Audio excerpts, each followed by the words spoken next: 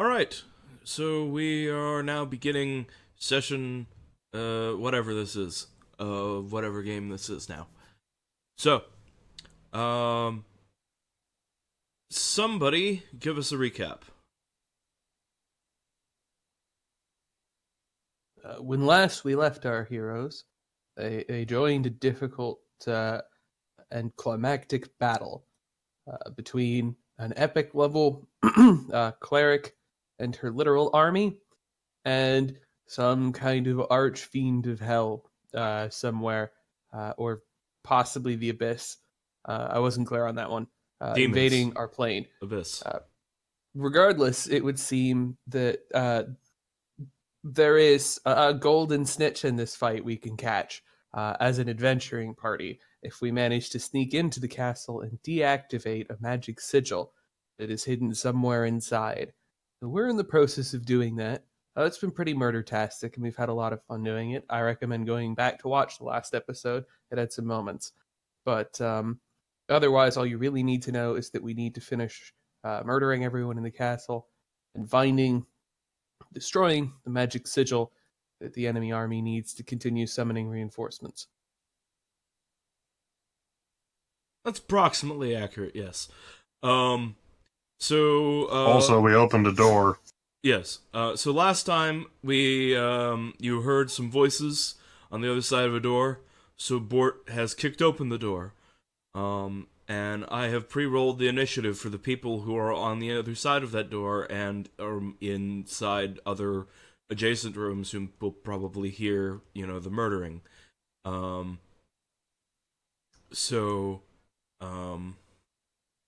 Oops, I missed one.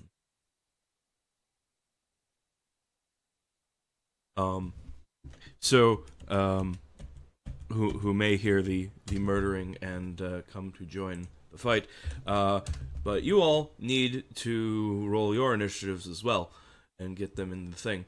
Also, Convalescence will not be joining us this week, so Silas is going to disappear into the ethereal void for a little while. Hopefully, that's not a problem. Bort, congratulations, you're the tank now. Bort was always the tank. Even more. Now he doesn't have an off-tank. Yeah. Wasn't Silas really the main tank and Bort the off? No, Bort right. We gave very you much the armor. Built to be a main tank, even though he usually can't do enough to, maintain the aggro. No use arguing now, Bort. It's time to die. Well, yeah, probably.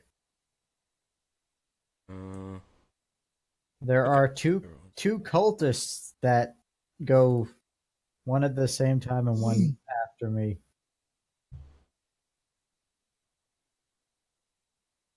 Mm-hmm. Okay. So the cultists are all surprised. So that's pretty good for you guys. Lucas, you have won the initiative. All right, for those of you just joining us, Lucas does not really do battle magic in any substantial kind of a way. The question would be, from where he's at, does he have any kind of a shot at this cultist?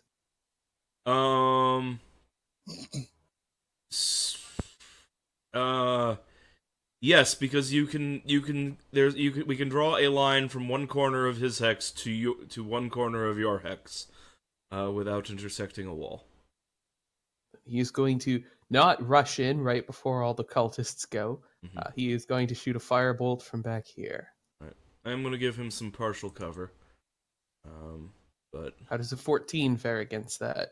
If I give him a +2 cover, then you still hit. So you still hit. Right. You take 7 fire damage. All right. You mess him up. All right. So I have an important question. yes. Why do all of the map designers that I've ever seen for D&D never make hallways 2 people wide. That seems functional. That seems more functional than this. Most buildings don't have 10-foot wide hallways. You have to remember that we are capable of standing 3 abreast in a square. It's just not enough room to fight without penalties. Right. Yeah, so we tend to erroneously imagine ourselves as these gigantic cylinders. Mm-hmm. Ixa, it is your giant cylinder's turn. Roll over them!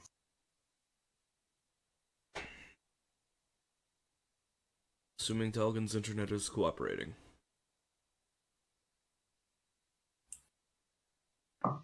It just came back from losing He connection, died so 6 what did I years. miss? Are you still able to access the Roll20? Did I miss something? It's You're your up. turn. It's your turn. Then I missed something. 1 second.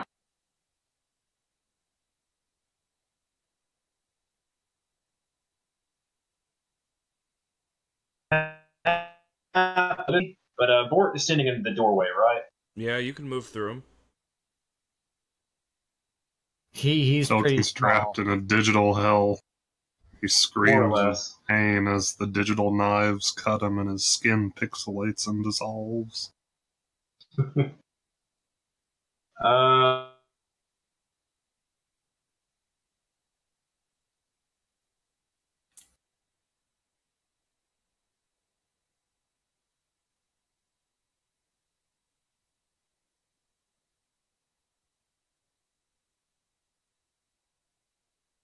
Mm-hmm.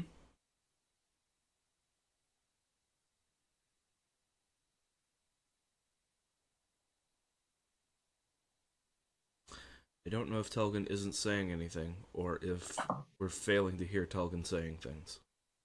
I think the latter. you are failing to hear me. Did you hear that? I heard Yes. you say that we're failing to hear you. Okay. Yeah, so the question was, are the 3 that I see on the map the only 3 that loaded? Is that it? Is that it what? I only see 3 cultists, but I thought I saw more of that in the initiative order. Yes, there are those are the only 3 in that room. Okay. Others might come. Yeah, like there might be one associated with that random life bar a little ways to our Alright, and I know I've asked this before, but each hex is one foot? 5 feet. Okay. So I can move 6. That's 3. Alright, I'm pretty sure Ixa can get there, Okay. and she will try to finish off that one. Alright, cool. Roll to hit. You hit him. And probably the first attack will kill him. Barely, but yes. Okay. And multi-attack, you can only do that with a single weapon, so she can't, like, pull out her bow and shoot another one with the other attack, right? She can totally do that. And she will totally do that. And she will shoot the fanatic. Okay. 17 hits him. 5 damage. Alright. He takes some damage. He is surprised. Very surprised. Alright, the other cultist is in that room is no longer surprised. And we're down to Kildrak.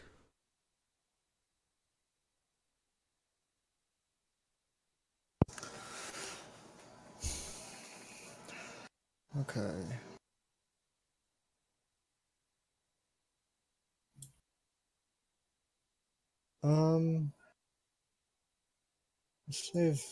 Save that for later. I don't know. I guess I'll move over so I can see them. Okay. Actually, will I be able to see from there? No, not those guys. Nope. So I'll have to move in here to see them. Mm-hmm. Oh, You can always move into this corner here. yeah. Yeah, I can reach that. Hopefully nobody Okay. jumps out of here. Yeah. Which means they're going to. I don't trust that black mushroom. Let's see. Mushroom? Yeah, it looks like it's supposed to be a weird Oh. black toadstool That- drawn in front of the door. But That's an arrow pointing up to indicate that those stairs go to the next floor. I've Oh. got a move speed of 25, I guess it's not so- clear that those are stairs. no, that's a black mushroom in front of some stairs. All right, the black mushroom in front of some stairs. How long does heroism last? 1 minute? That's 10 rounds, right? 1 minute? Yes, 10 minutes. 10 rounds. Okay. I'm going to move over 1 to here, Okay. and then I'm going to slap heroism on board. Okay.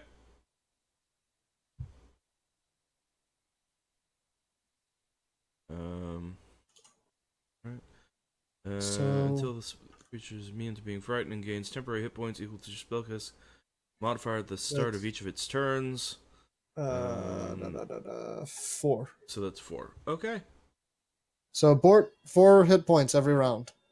Temporary hit points. Yes, temporary. We can use the like the green bar for that if you like. Please don't shoot me, Lucas.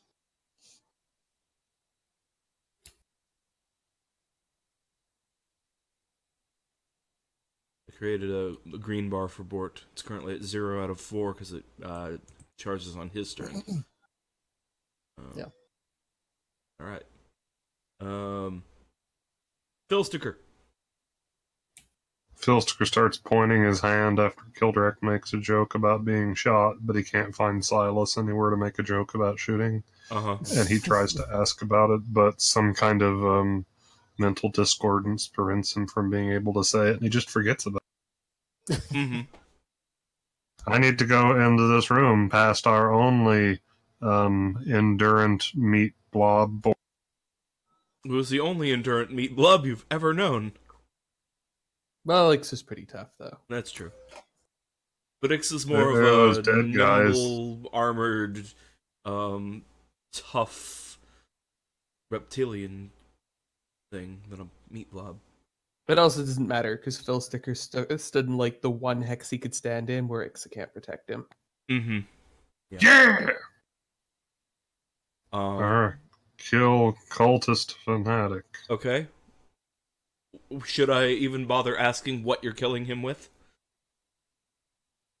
I mean, I might use the hand. Yeah, no, I'm just using. I'll throw a I suppose grappling you could hook into hex his him, nose. which would be an option. Yes. No, I gotta save that for the boss cultist who's got like 3 arms with a sword in each hand. Mm-hmm. Eldritch Blast, shooting him twice. I obviously can't shoot the guy behind him because he's behind. Mm-hmm. Okay, well, a 17 and a 26 both hit. 17 what? What is a 17? It's a number. I assume that it hits, since we've established that lower numbers than 17 hit. Yes. Also, We can't know for sure. Oh, okay. 17 hits and 26 also hits. Oh, good. Also, 26 is a crit, so obviously you crit. Yeah. Alright, that's. Yeah. Minus 9. Minus 17. He survives with 2 hit points. God! I Barely defying the rule. should have hexed him. Yes, as mushrooms sprout up over his left arm, he looks shocked and horrified, and he is no longer surprised. Mushrooms! Bort. Wow, it's my turn already? Yes.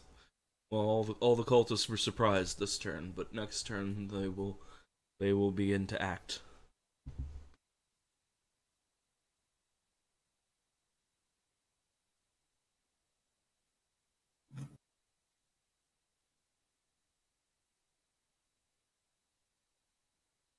But what's Bort going to do?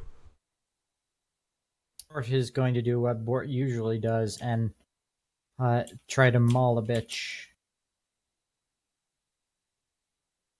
Very well. Obviously, Bort has to move up. Mm-hmm. 1, 15, 20. You don't perceive that being a problem. Okay. All right. Well, Bort. Actually, Bort could make it to the guy who is not injured yet. So he is going to go to the guy who is not injured yet, and then is going to maul him. Okay. Also, I gave you your temporary. 15 hit. Yes. All right. So, both of your attacks hit. Okay. You take his head off with the first swing, and then shatter his legs with the other, even though it strictly wasn't necessary.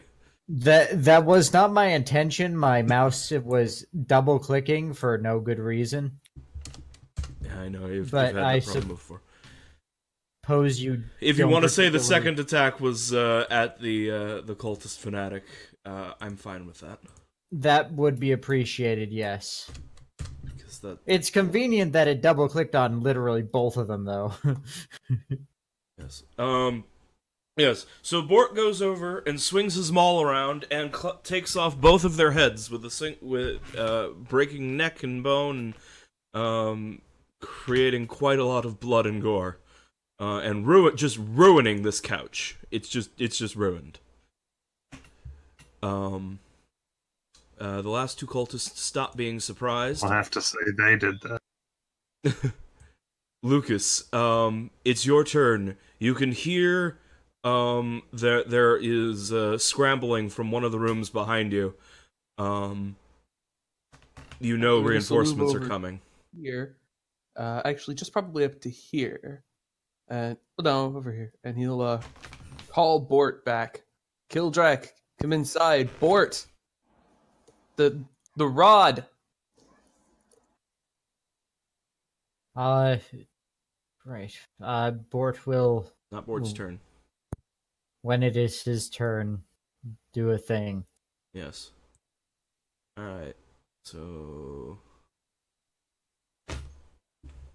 I'm sorry, guys. Bort's just slow today.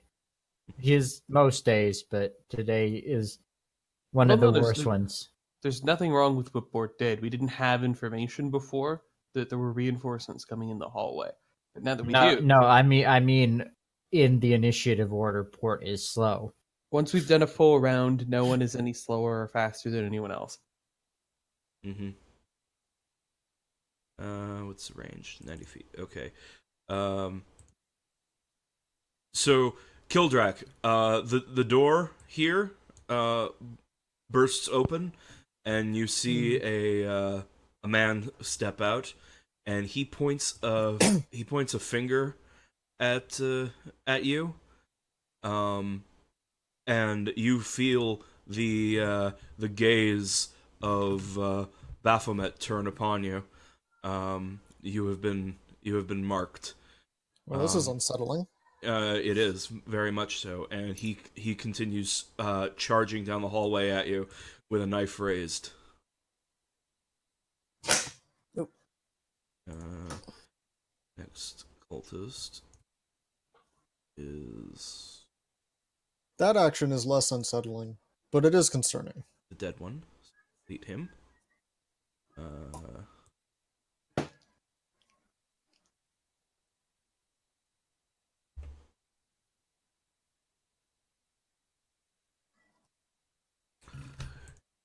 another comes charging out behind him. He is cloaked in a shimmering field of abyssal energy.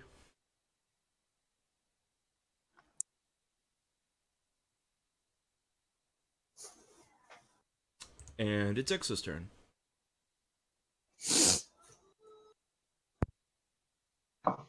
Hopefully my internet will cooperate.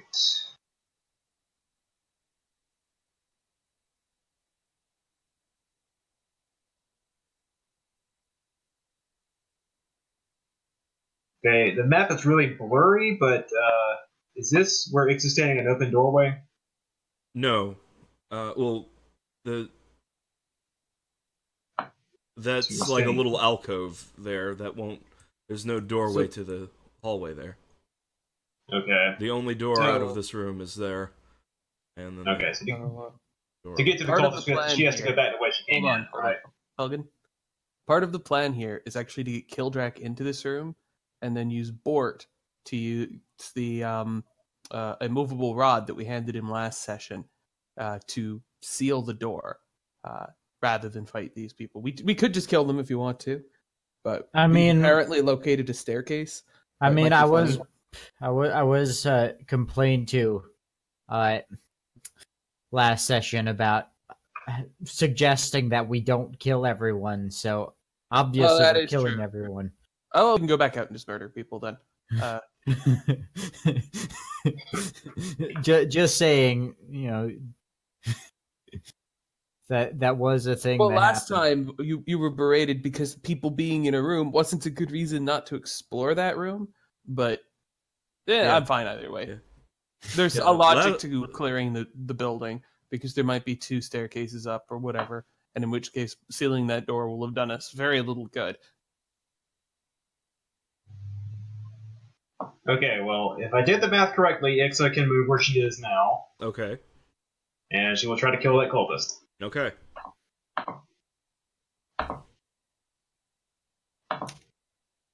Does 11 kill it? Yes. Okay. Then she will pull her same trick as last time, pull out her bow, and attack the fanatic down the hallway. Oh, no, you can't do that. Why not? Because you can only change weapons once per turn. Yeah, she had to switch back to the sword. Right. Which she would have missed anyway, so, okay. You can throw the sword if you're feeling really stupidly brave. I'm not. Just honestly, at this point, kind of just a little stupid. Yeah, I don't see any real need to do that. Okay, cultist that goes there is dead, so I will remove him from the turn order. The other cultist who has a 16 is this guy, who comes out into the hallway. And he also points at Kildrak and marks Kildrak, and then he charges up here and attacks Kildrak. This is unnecessary, you jerks. Let's see. He has a +3 to hit.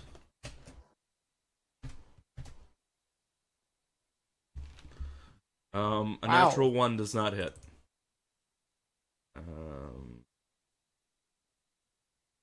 Yeah. All right. So that was that cultist.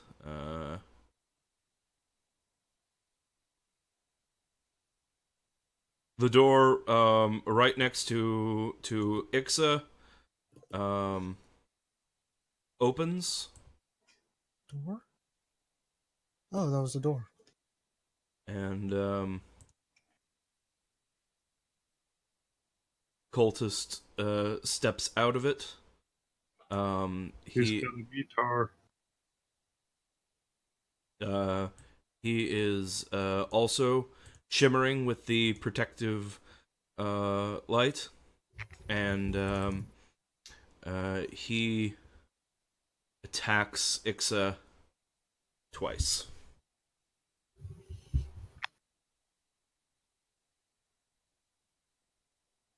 Does a 16 hit Ixa? No, 17. Okay.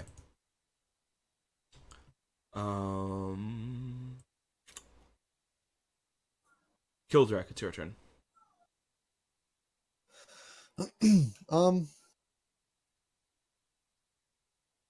People can scoot past me, right? Yes. Okay. I think I'll do then. I won't have sight on him from there. Keep in mind, if you move away from him, he's going to get an attack of opportunity. Oh, yeah, right. Okay. Oh, I wish some of this was a bonus action instead of a full action.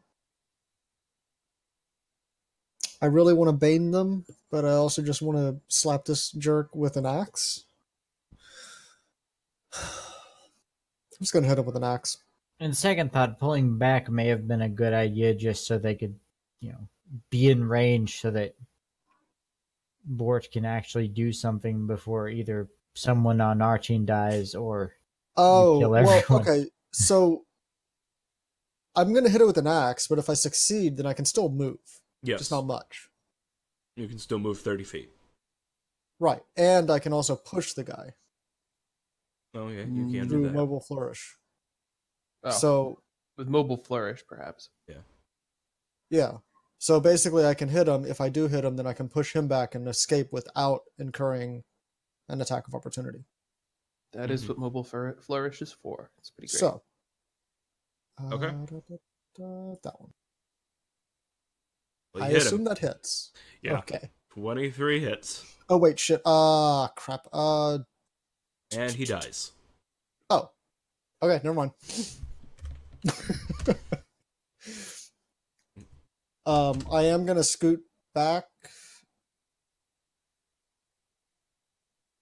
Bort, where can you move to? Right behind where you are. So I'll move back here so that you can scoot up there if you want to.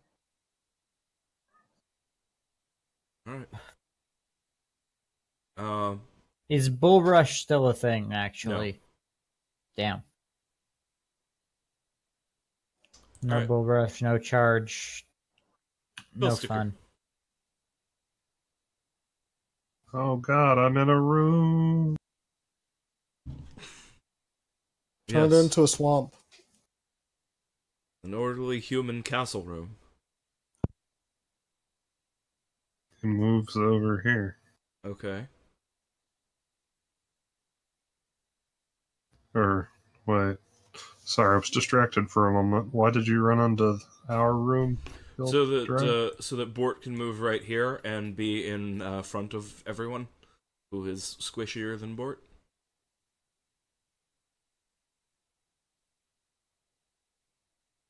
That was everyone else's plan, though. Nonsense. But, We're not big on listening to each other's plans today. Power through. Yes. Ah! Yes. As the corpses start piling up the hallways, though, they will be difficult terrain. So. Let's hope That's- not to kill Ixa. I mean, it's fine if they're He's gonna difficult terrain if we could use it to our advantage. That's true. It will also be slowing down your attackers as they have to clamber over or they have to walk past the corpses of their fellows. Meanwhile, I'm not gonna move. Okay, then what are you gonna do? Filster shoots at that. Or, I meant he's not gonna move ever again, so. Okay. Filster shoots that asshole that's down past Okay. their magical shield. All right. Go and shoot him with his magical shield.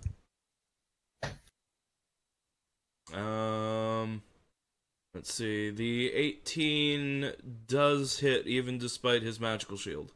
No, wait, because he's got okay, yeah. An 18 does still hit even with some cover.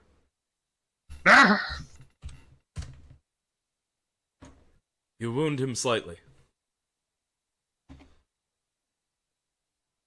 The mushrooms grow inside the shield. The shield swells and begins to crack. Right, that cultist's already dead. This guy gets to join the fight. He moves. Ah.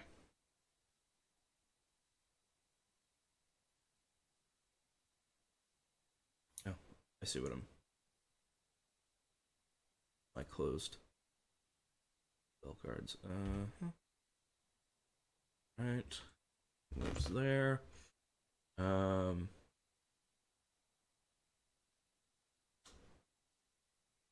He's also got a shield going on.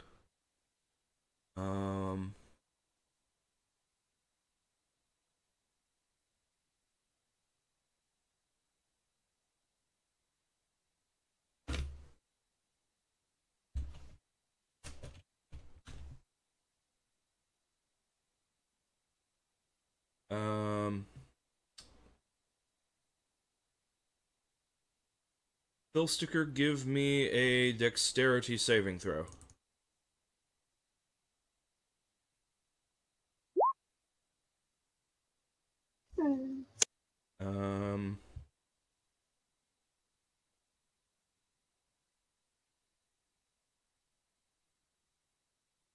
DC was 11. Okay, you succeed.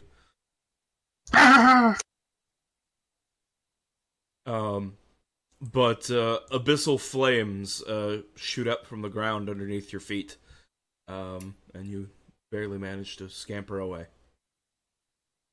Avoid getting your feet burned.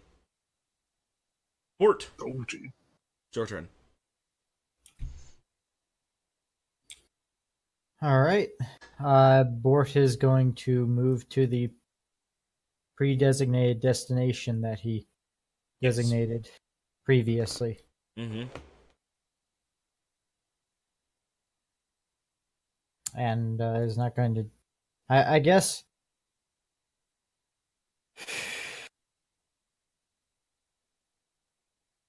There sounds to be some sort of fireworks outside my apartment. I hope you guys can't hear them.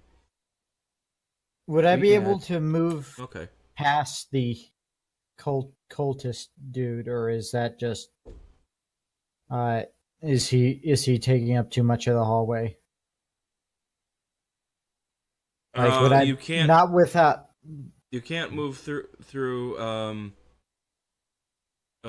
enemy So can you hexes. do that? Yeah, he can, although the dead cultist will cost 10 feet of movement. Okay, I can't move. I will move on to the dead cultist, I Okay. guess. I will 'Cause, move the dead cultist to the back then. That's a thing I can do. Okay. And do you have anything else that you wish to do this turn? Anything you could do with a bonus action? I could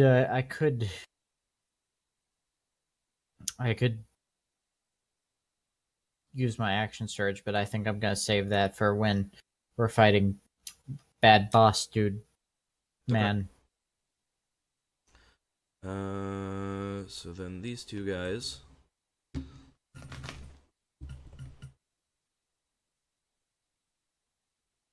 are going to cause roll 20 to stop moving and freeze.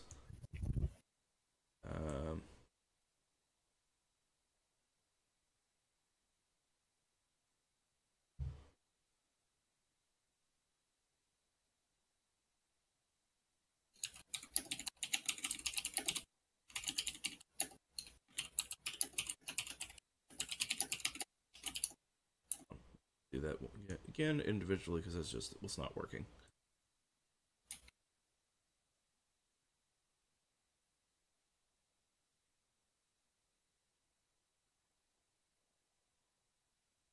Okay, so the first cultist comes out. He points at Philsticker, who for some reason.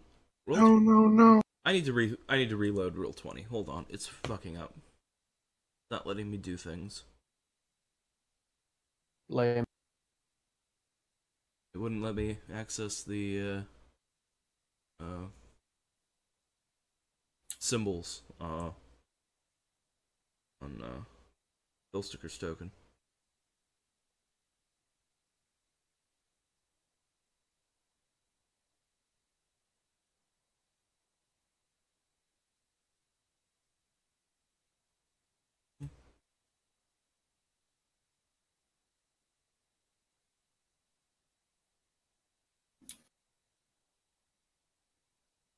Alright, I reloaded and I still can't. Phil Sticker, you feel the eye of Baphomet upon you. It's unpleasant. Mark yourself with like the eye symbol that I put on Gildrak. And he uses his action to take an extra move so that he can get you into melee, although he can't actually reach you. Or he can't actually attack. I'll do that as soon as I get that shit to come up myself. Right. I've never really been sure how to get it to come. You just click the little glass mirror icon when you click the token. But for some reason your token doesn't have that, and I can do it on anyone else. Your token is broken. Yeah. I don't have that either. Huh. Weird. We'll figure it out later. So they move. The other guy can't really contribute, so I guess he dodges or something. Lucas. Well, Lucas is going to shoot at the cultist attacking Phil Sticker. Okay. Or rather, he's going to fire at him. Closed all my things. For 10 damage.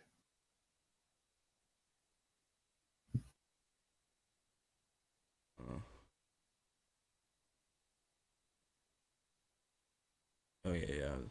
23 definitely hits. So 10 damage. The 5 is in case I had advantage. Right. 10 damage is enough to kill a cultist. So your firebolt strikes him in the face. He falls backwards, dead.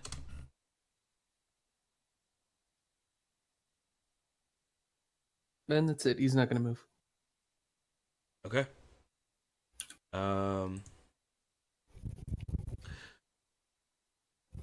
The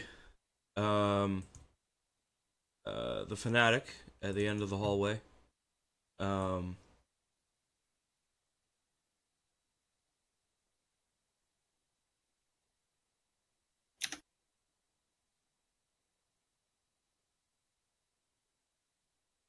Points a finger at Ixa. No, at Bort. And I having to open up my spells again. Bort, give me a wisdom save. Oh no. 6. Okay. Bort, you are hit with a hold person spell. You are paralyzed. Oh no. You may repeat the saving throw at the end of each of your turns. Let's see. So that was an action, and he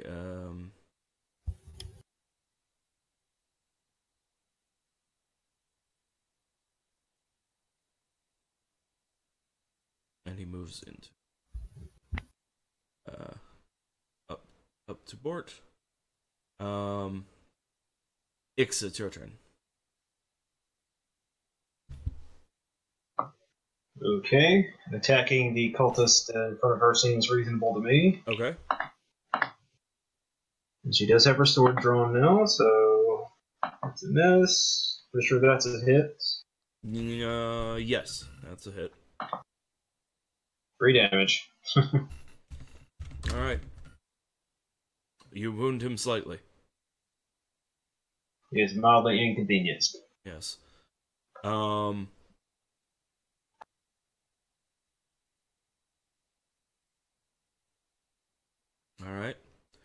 So,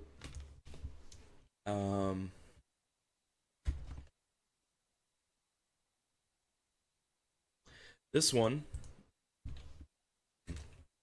it's not sacred, it is.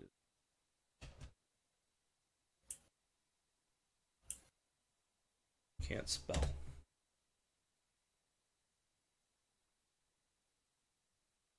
There we go. E8 plus. Alright.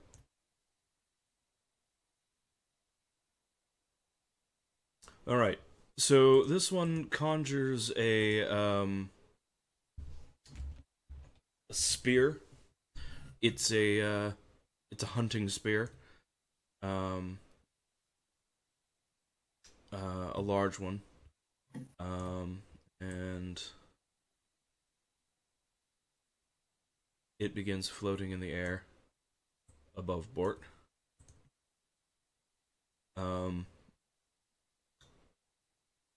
And let's see, it's a melee spell attack, which is for him. +3. Okay. The magical spear of red energy tries to impale Bort, and I believe it has advantage because Bort is paralyzed, but a 15 fails to wound him. The fanatic then uses multi-attack to stab Bort repeatedly. Okay, the first attack is a hit, and the second attack is not a hit. So Bort, that is a crit, so 2d4 plus 2. Damn. Minimum damage on that crit. So Bort takes 4 damage. Take it from your temp, Yes, take it from your temporary hit points. How many? which you have 4 every turn. Yes. So I would have had 8, now I have 4. No, because they don't stack. Oh. Yeah, they just replenish each turn. So those 4 are gone, but next turn you'll get them back. Yes. Wow, he didn't do anything. Yeah, he did effectively nothing unless this cultist manages to hit you on his turn, which is unlikely. Yes, which is unlikely, due to just the situation. So, Kildrak. Yep. These guys are a little hardier, unfortunately. You know what? I haven't done this trick in a little bit.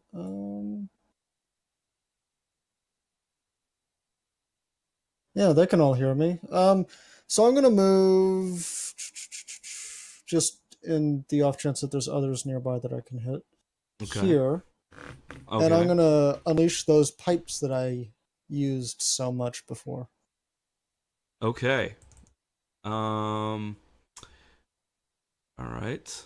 30 feet that can hear me play DC 15 Wisdom save. Okay.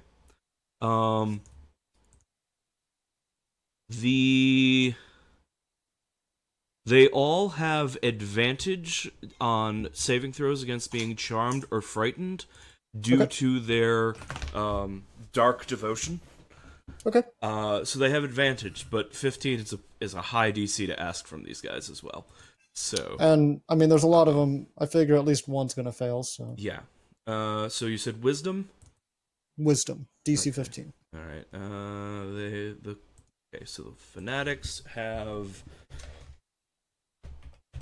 +1 wisdom. So I'm gonna do from left to right.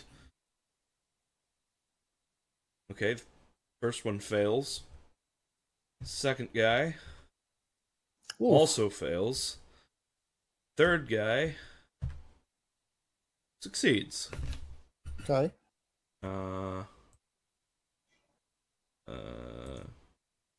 That for fear. It's in the first line. And then the regular cultist rolls a +0, but he rolls a natural 15, so he gets it. So he's fine. And I don't know how you want to play, if there's any others hidden around, if they're close enough to hear or not. There are none hidden who are within effective range. Well, that'll still help some.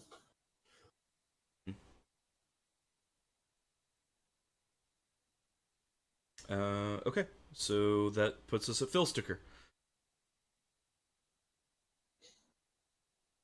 I must protect every... So, does that Eye of Baphomet put me under any effect I need to be aware of? No. In fact, technically, since the guy who put it on you is dead, you should be off the effect of it. Kildrak as well. Oh, okay. I'll just go ahead and tell you, they're casting Hunter... The little guys are casting Hunter's Mark on you. It gives them an extra d6 damage if they hit, and gives them advantage to track you. Okay. Oh, I shoot to murder that guy directly north of me. Okay. To protect Kildrak. Oh, very brave of him. Don't worry, Kildrak, I'm here. Okay. You almost certainly kill him, but roll damage. Thank you, Brave Sorcerer. Okay, you kill him. Ah! Taste my bravery. It smells swampy. Yeah, you guys thought you were done with the swamp, but no, Philsticker brings it with him. Alright, I'm assuming Philsticker's going to... You thought you were done with the swamp. You thought you were done with the swamp, but I'm still here! Yeah. Mm-hmm. Oh, I've got it. I'll just eat one of the seeds, and then I'll turn into the swamp. That... A big green man will crawl out of my mouth. What have you done? Right. This one is frightened by the haunting sounds and all of the death, and steps backwards and conjures a spiritual weapon of Baphomet behind Philsticker. Unfortunately, there is no facing, so it's in front of Philsticker, and tries to murder Philsticker with the ethereal spear. It's like 14 hit Philsticker. Yes. Aha! Aha, I have no fear. Ow! Ow!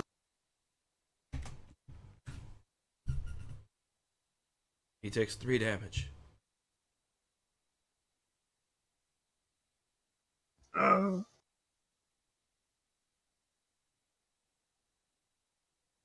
Just rub a mushroom on it. It's just a little paper cut. It's fine. Yes. And,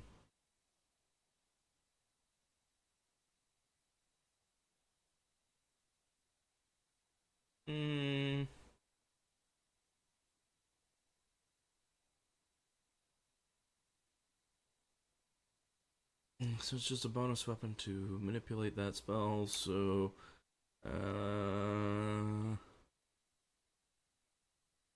Alright, make a wisdom save. Who?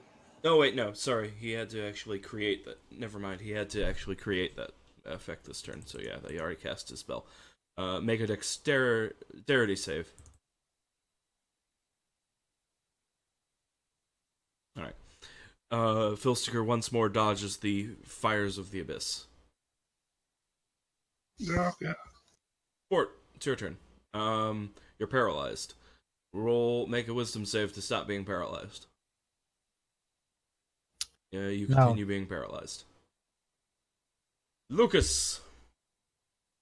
All right, Lucas is going to shoot at Cultist Fanatic, or fire at. Okay.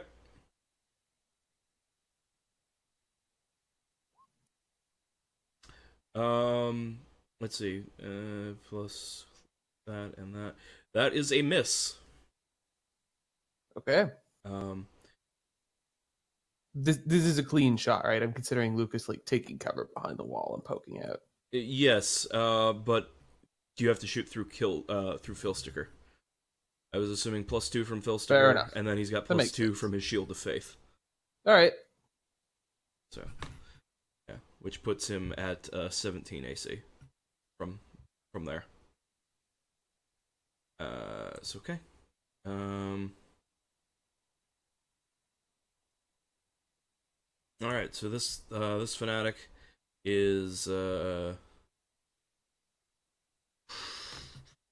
I guess he will also create his own spiritual weapon, and attempt to murder Bort. First with it.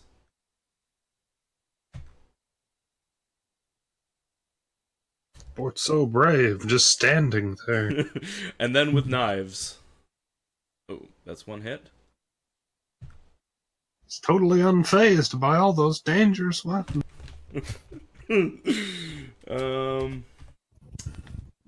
But Bort does get knifed for 6 damage.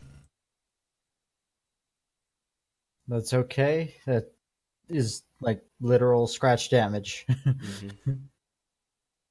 Mm-hmm. Finally took 2 of his actual HP. Mm-hmm. I can't get to your token. Because there's too many tokens on top of you.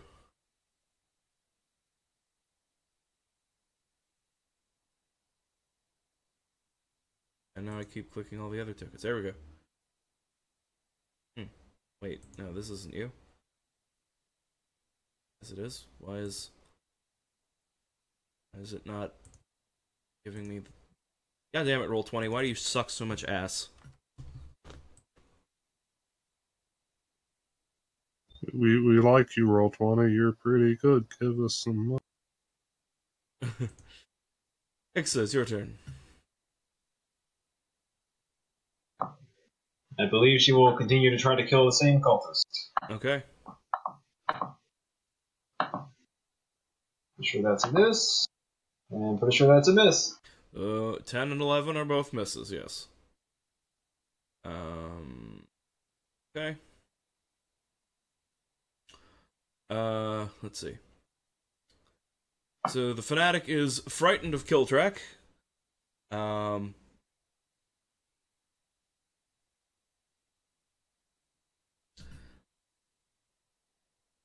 He does have his he's at disadvantage for everything. He does have his spiritual weapon, which he already conjured, attack Bort again. Nope. I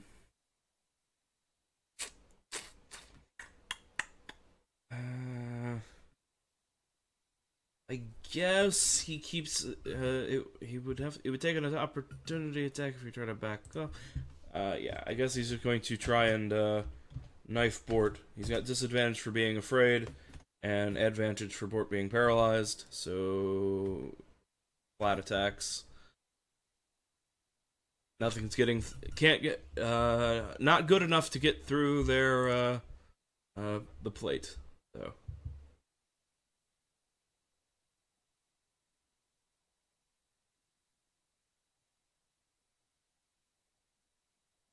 Kildrak. If you hadn't paralyzed me, this would already be over. I imagine that's the point. Yeah. You're only prolonging your death. I can't really reach them.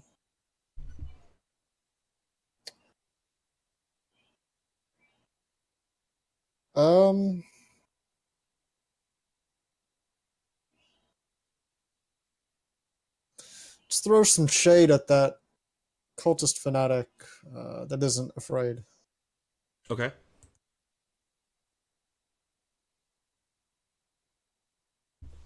Have a mild headache.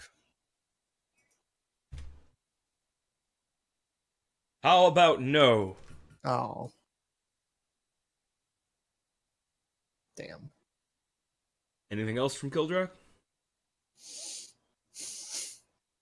No, I don't think so. Alright. Bill Sticker.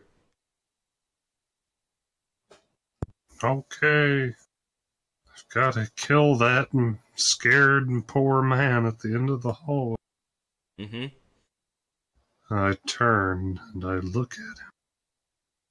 And I do that thing I keep doing. Okay. Neither of those hit. And I block his escape with mushrooms on the wall. They're going to grow into your spine!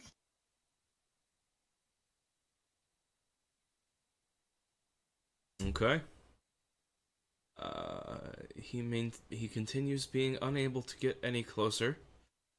I'm going to crush you from behind.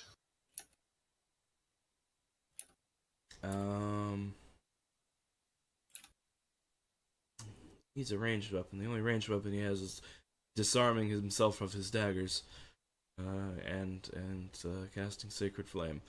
So, oh, and of course his spiritual weapon. So his spiritual weapon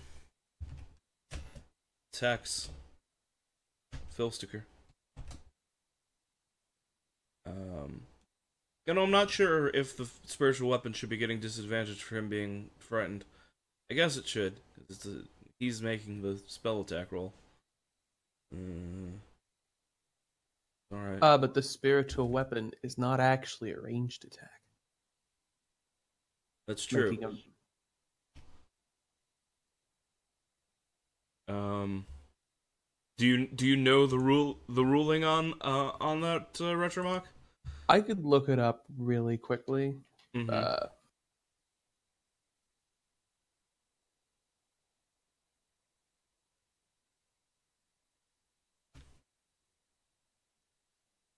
Regardless, I don't think would a 12 hit Phil Sticker? That's my AC.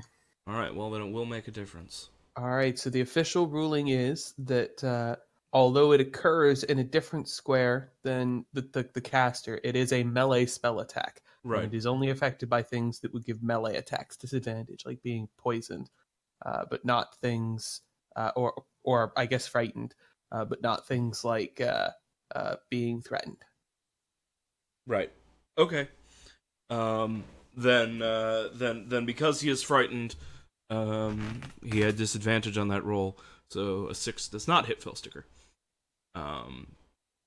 But Phil Sticker also give me a dexterity save against Sacred Flame.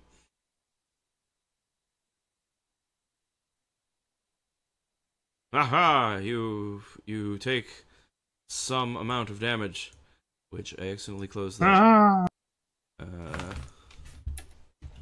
What is it? Is it D8? Don't remember. It is a D8. Filster cleverly jumps out of the way of the spear into a ring of fire. Plus anything, or just a flat D8? Phil Sticker takes 4 abyssal burninating damage. And Bort, it is your turn. Make a wisdom save.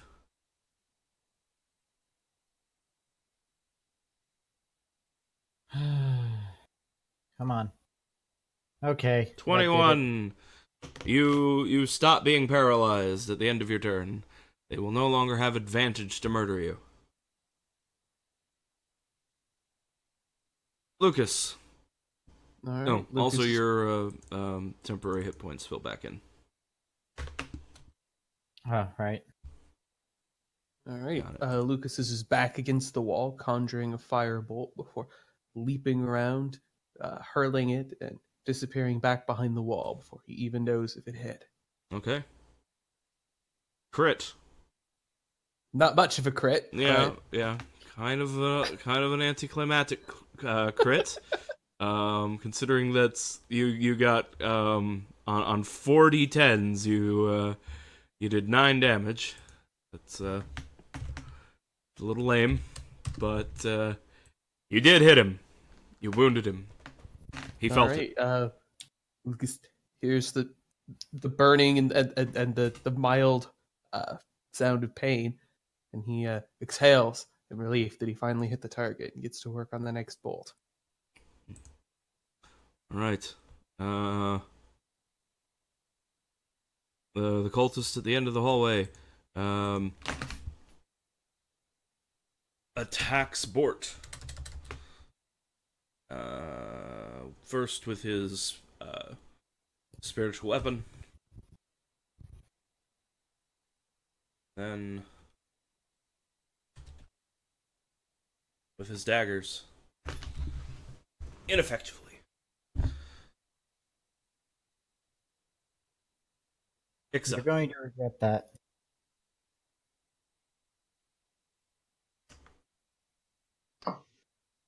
Okay, I'll try yet again to hit the same cultist.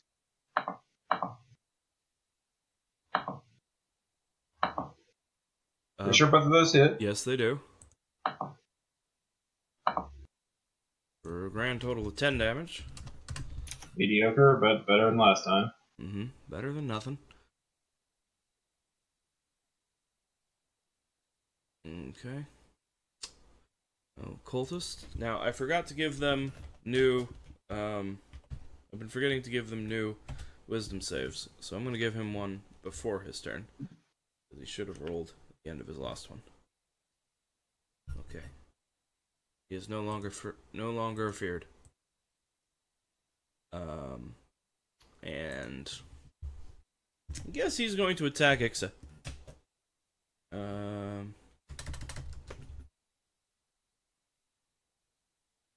First with a spiritual weapon, and then with a dagger. She's got a 17 AC. Yeah. You take 6 damage. Yeah, that's not counting the temporary HP, right? You don't have any temporary HP. No, I thought we all did. No, only Bort. Just Bort. Okay, never mind. Alright. 39 left. That hurt, but not too bad. Alright. Kildrak.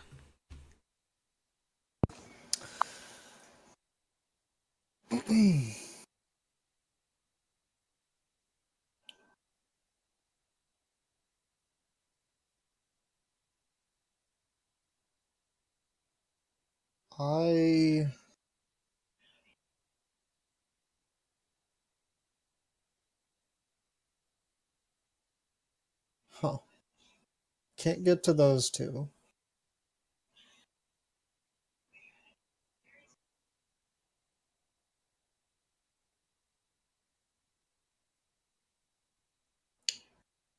I guess I'll move to the north. Okay.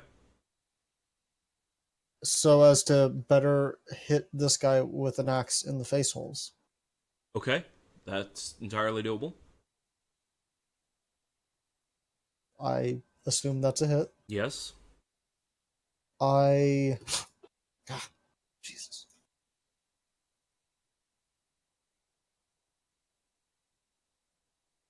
I'm going to do a defensive flourish as well. Okay. So I think, if I remember correctly, that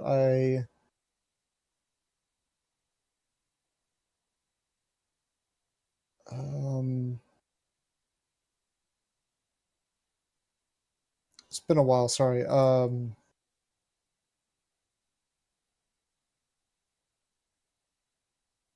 I believe that I can do this after well, anyways. Yeah, you can declare it after you hit, I believe. Yeah, okay. Anyway, so that's a hit, and roll 1d8. So it's a 19, and I get +6 bonus AC. 19 damage? Yeah. Okay. You really mess him up. He's barely standing now. Phil Sticker. Okay. Well, Kildrak's killing that guy. So, I need to save Ixa. I'll shoot at that guy that Ixa's about to kill anyway. Okay. Probably not soon with the look she's been having. One of those hit. But which one? Fine. All right, five additional damage. You hurt him. You hurt him a little bit. You've been grazed! Yes. Let's see if he got over his fear on his last turn. He did not.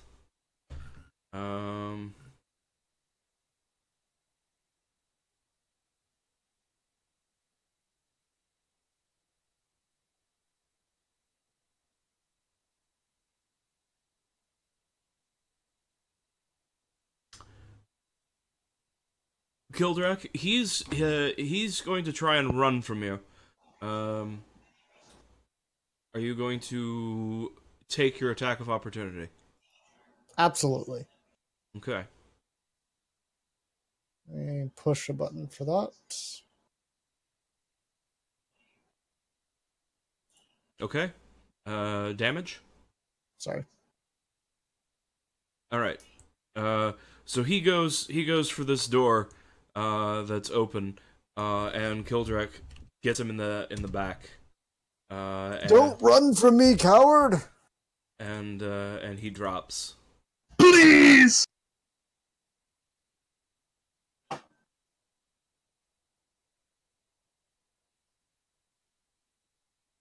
Kildrak can partially see into that room now. The door is open.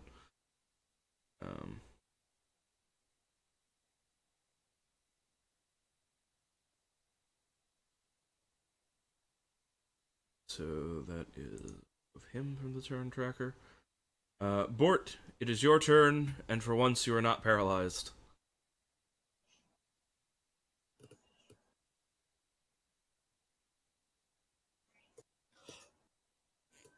Can you kill two cultist fanatics in one turn? You're also muted, so I don't know what you're saying. Right, I'm gonna attack the one who has been attacking me first. Okay. So this guy, one with more health. Yeah. Okay. All right. Okay. You crit. I'm going to make this guy regret his life choices. Okay. Okay, that's really crappy rolls, but I guess it could be worse. Yeah, I do Ouch.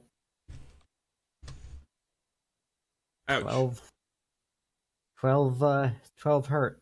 Yes. You hurt him pretty bad, but he's got a lot more left in him.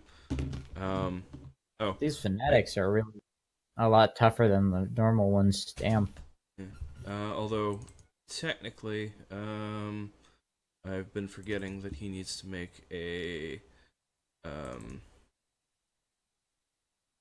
concentration check for Shield of Faith, I think.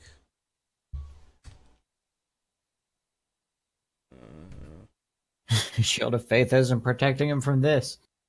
It is concentration, yes. So he needs.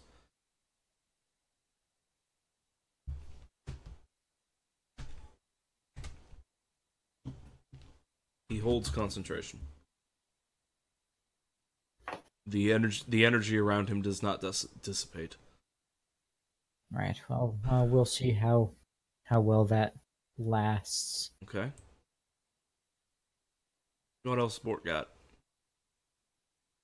I'm going to attack him, and I'm going to spend a superiority die on a sweeping attack. and I'm gonna hope this friggin' hits. Okay then. Okay, you crit again. All right. And how does a sweeping attack work? You spend a superiority die. A second target in range takes the superiority die in damage, which Okay. I think is 1d6. Although in this case, 2d6, because any dice multiply on a crit in this system. Oh boy. Mm-hmm. Mm. Okay. That's another 16 damage to the main guy. Yeah, he had 15 hit points left, so you did one more than you needed. Yeah, I just Which is a pleasant change of pace.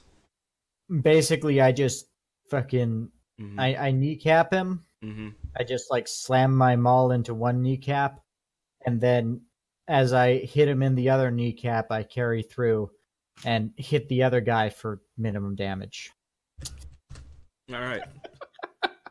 You softened him up. You greatly increased the chance that the next blow will drop him. It's okay. The friggin' obviously going through this other guy's leg just took all the oomph out of the hit, but it still hit. And as he's lying on there with both of his legs horribly mangled and bleeding, screaming out, I will ask him, "Where is your god now?"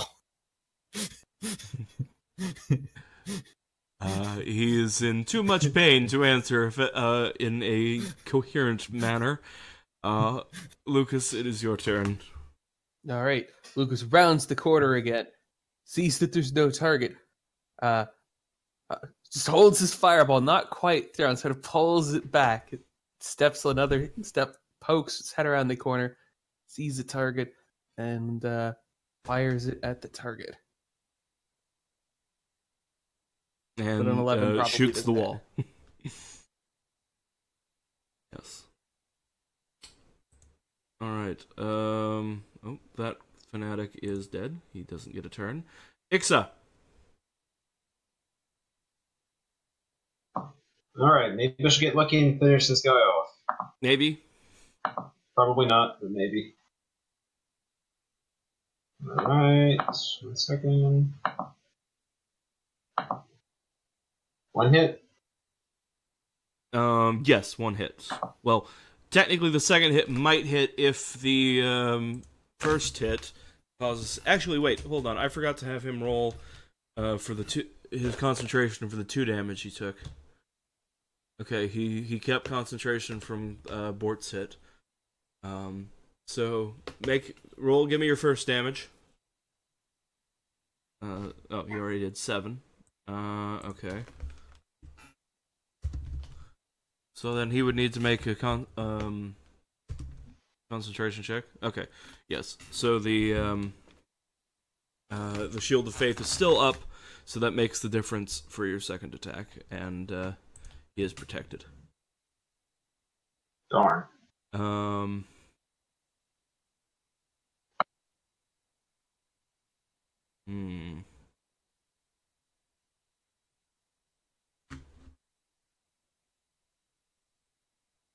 He disengages and runs into the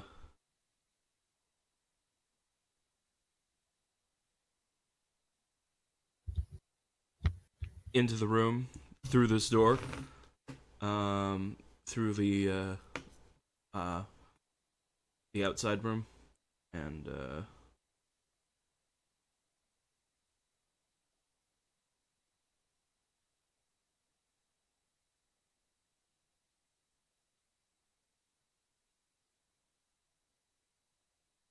I'll just reveal this whole room. You guys are probably going to be going into it in a minute. Kildrek.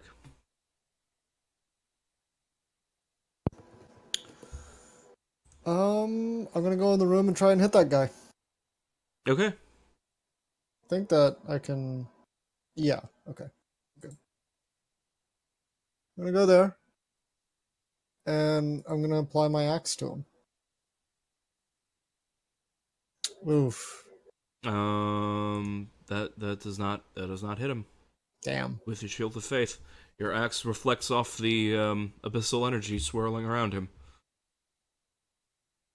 Stupid clerics. Billsticker. Okay. I go in this room. Uses a spiritual weapon. Oh well. Okay. This room is like the smallest courtyard you've ever seen. You can see the sky above it, but there is the sky above you, and there's like bushes and a chair and a musical instrument sitting in here. It looks like a nice, quiet place for some private contemplation. It's so small, it's like it's an accident. Like they just forgot to put any building here. Weird.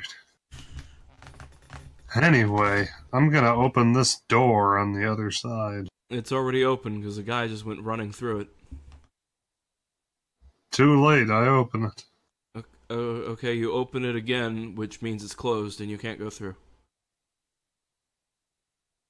How do you close a door by opening it? I hate your game. Fine.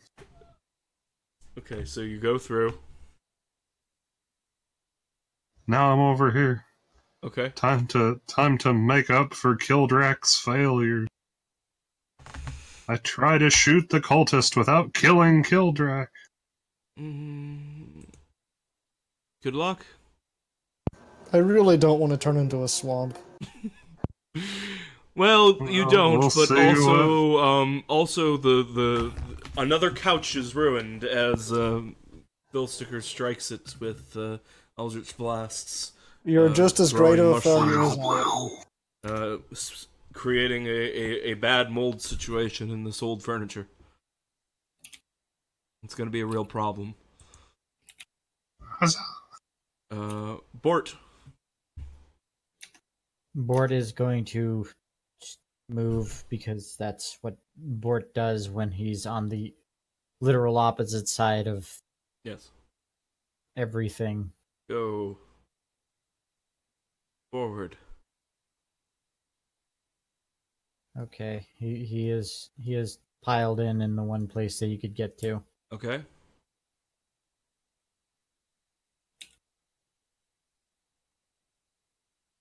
Anything else? He's going to exist. Okay.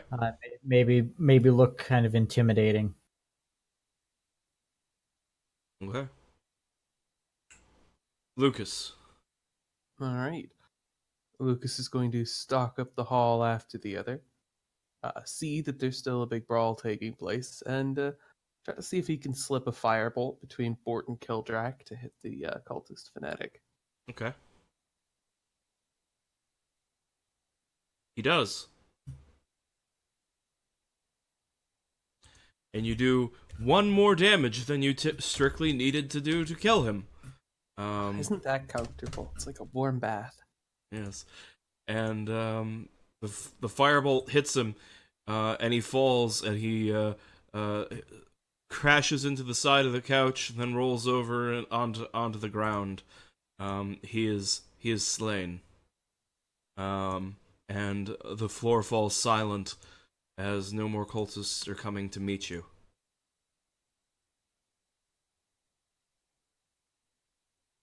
And we did it. Yes, you did it. Yay.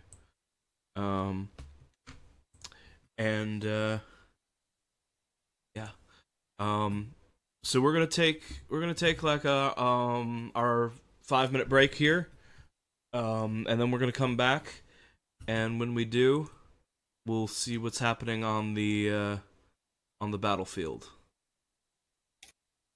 and then you can continue your exploration. Sounds good. All right, so 5 minutes. Okay, so as the last cultist falls in a pitiful, broken mess next to the couch, upon which a book sits, our view shifts back outside under the open sun, where Saint Amelia's and the army of the Count are doing battle with demons and ghouls.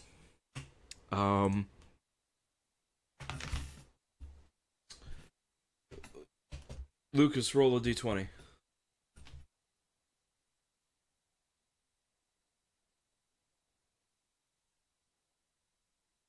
All right. No. The forces of evil will make the first attack.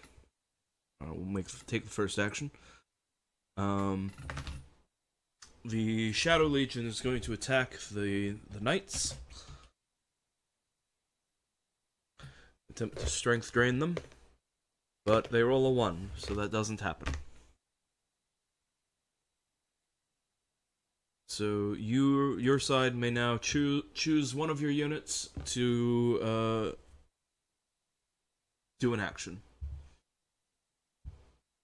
Which unit was it that attacked again from the enemy side? The whites? The Shadow Legion. Ah. Yeah, so they attacked the knights, attempting to strength drain them, but they failed. Let's see if our Modrons cannot defeat the hounds, perhaps.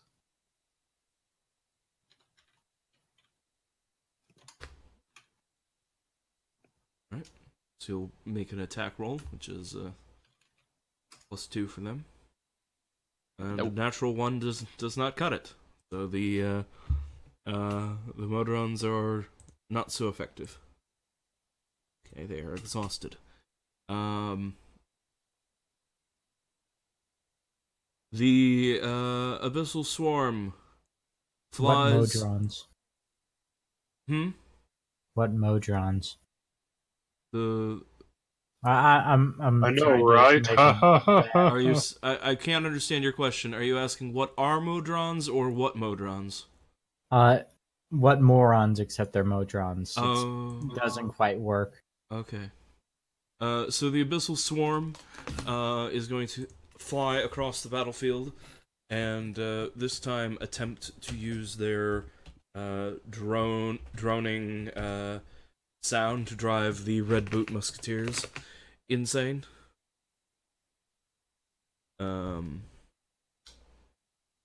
Which they succeed on. And the Red Boot Musketeers take a casualty.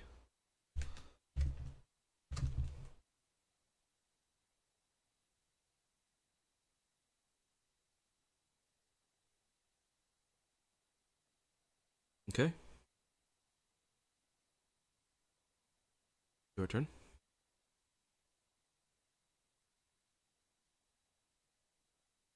So who wants to make the next command?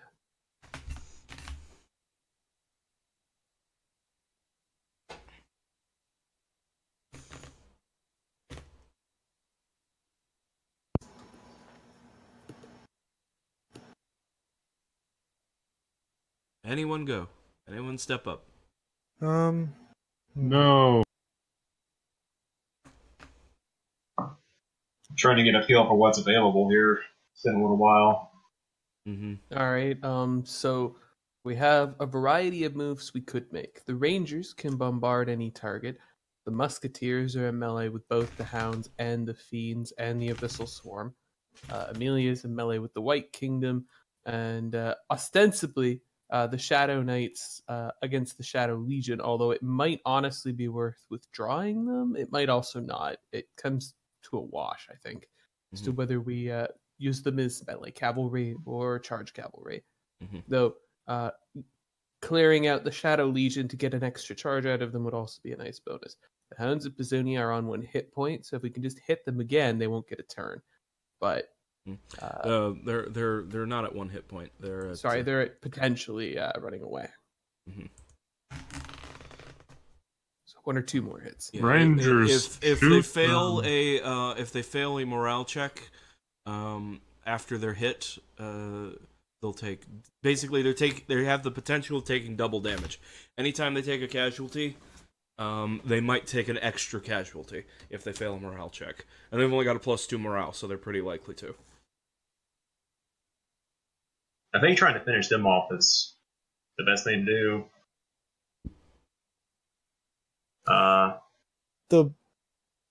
The musketeers are already engaged with them, right? Yes.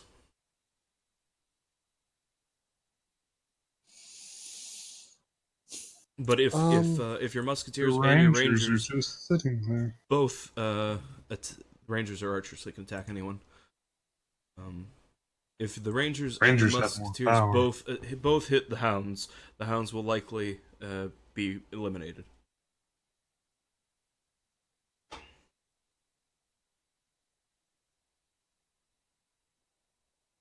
Seems like a reasonable thing to try to me. Okay, then pick one and roll their attack. Mm-hmm. All right, let's do the musketeer first. So that's 1d20 plus 3. Yes. You need to beat an 11 or a 12. Got Okay. it. Now you need to make a power test, which is 1d20 plus 2. Not Okay. so good. So unfortunately, you do not inflict a casualty. That's to beat their toughness. Yep.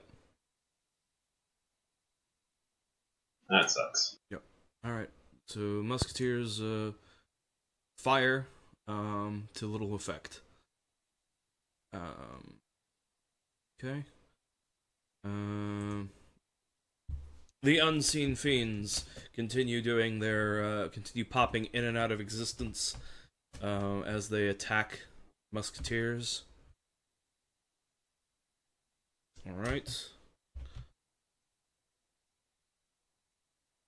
And a power test. A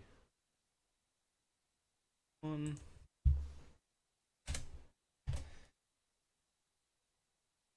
Okay. The musketeers take another casualty. And because the unseen fiends have the horrify ability, that exhausts the unit. The unit's already exhausted. So never mind. That doesn't matter.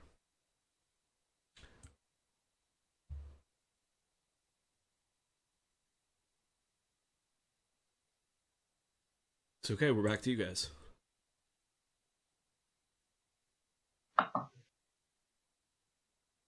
So the plan was to follow up with the Rangers attacking the hounds again. Mm-hmm. Yeah. Someone else want to roll for that, or want me to roll for it? Why don't we continue down the line? Yeah. It's +3. Yep. Hit. And +3 Okay. for power. Okay. That's one casualty. And now they may need to make a DC 15 morale check, or they take an additional... Okay, well, never mind. Alright. They make their morale check.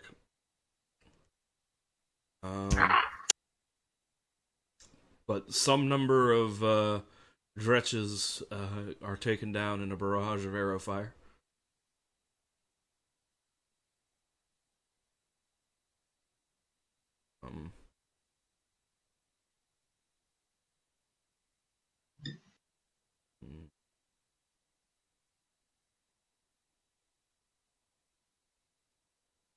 Alright. The warriors of the White Kingdom attack the retinue of Saint Amelia ineffectually.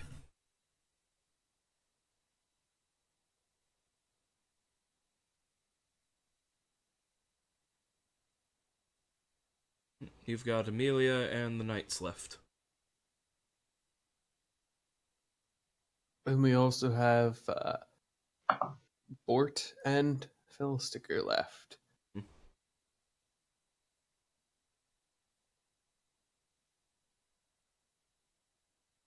Since Slag is muted, I'm going to put Sala on the spot. Yes. Sala, choose one of them and do whatever they're going. Tell us what they're going to do. The red-nosed Saint Amelia is going to attack the warriors of the White Kingdom because they're already engaged. Mm-hmm. Yes.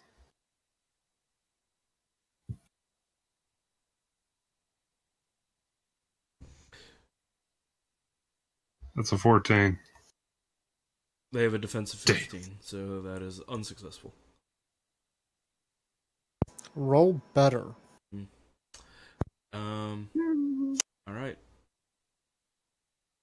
Well, in general, in this combat system, you only have a 1 in 4 chance of damaging a unit you attack that's equivalent to you. Yeah. Okay.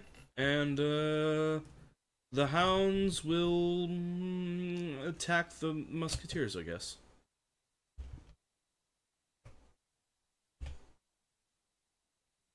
Nope. So, Slag, if you're here, you can decide what the knights do. Slag is here. Alright? Slag will. Hi. Tell him to do the thing. I guess they're. Might as well keep fighting the.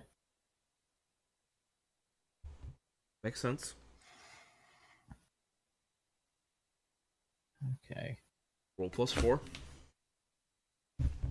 Can do. Okay, that hits. What's their damage? You have +5 power. Alright. Oof. Well, Unfortunately, that is not a successful hit. Alright. So... Yes.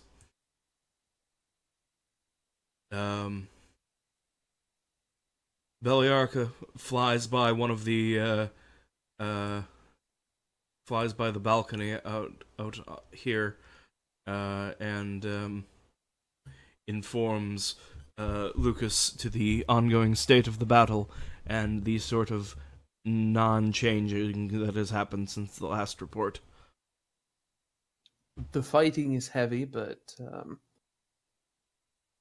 losses are not favorable, but not conclusive. Still, we ought to perhaps consider a bit of haste. Should we search the rest of the floor, do you believe, before we go upstairs, or shall we just go? What's this book? It's a book. It is handwritten, as every book you've ever seen is. And it's written in Elvish. Can we see the loot? Yes? can we loot the loot? Sure?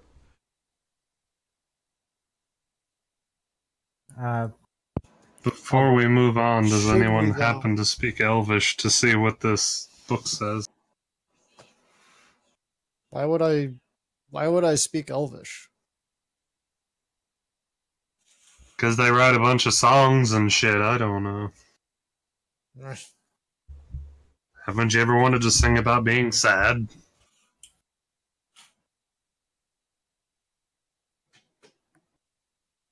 No, they handle that on their own plenty well. I don't know. Grab the book and take it with us, I guess.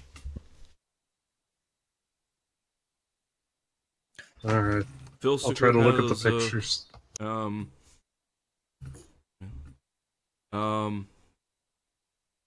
It looking at the as Phil Sticker flips through it, he thinks it's some sort of journal. And there's some sketches of things one might see in an elven forest. And also some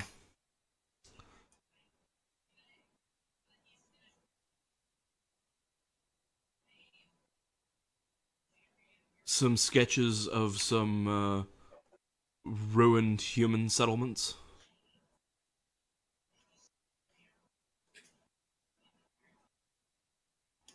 Huh. Did any of these cultists appear to be elves? Just running past? Have any elven teeth in their dead bodies? A couple of them are half elf, but none of them appear fully elf. Bort's gonna check this door up here. Okay. That's a door. Cool. Leads to a little room, which yeah. Oh, well, that's boring. Has a little Oh. yeah. I'm back. So we'll want to detect magic on all of that later, but I believe we're down to 1 charge in that wand for today. So best wait. Mm-hmm. Are you searching the cultists at all?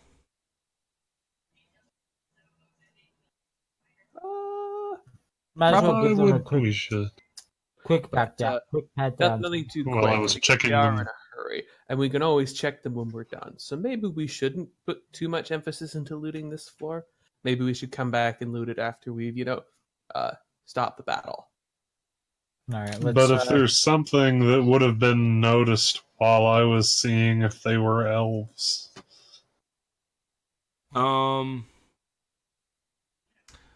They've all got snakes in their mouths. Sure. Well, one of them, you notice as you're like just looking over them, is has a very very fancy ceremonial dagger,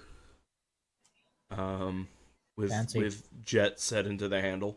The others all have not crude knives, but like just ordinary knives. But one of them has a very fancy one. This bastard had my knife, I take it. And another one has a gold bracelet on, which probably catches someone's eye.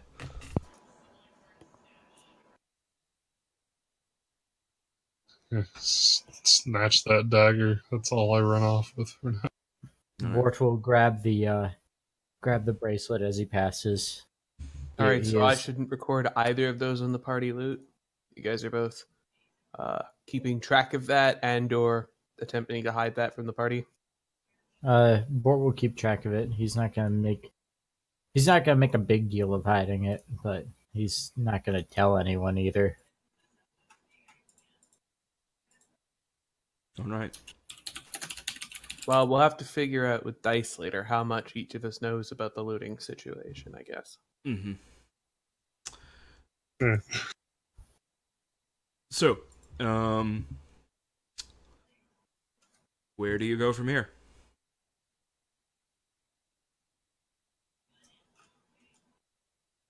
That's the question. I posed it. It looks like Bort has decided we're going upstairs, though, so...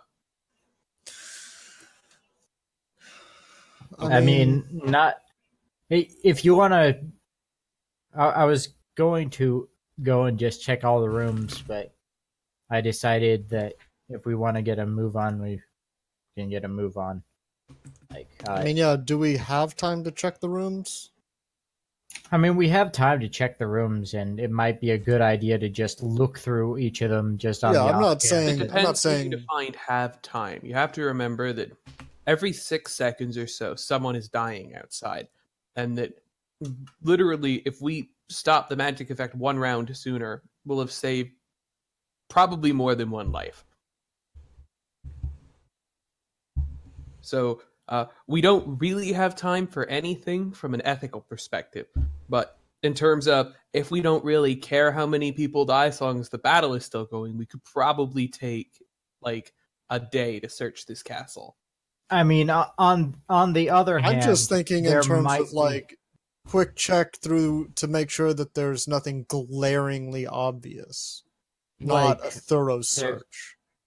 Yeah, like peeking each of the doors, and we don't necessarily know for a fact that the big bad is on the top floor, the sigil thing is on the top floor. It might be on this floor, so it's worth looking through each of the rooms. Just like burst open the door, take a panning scan of the room, and then move on.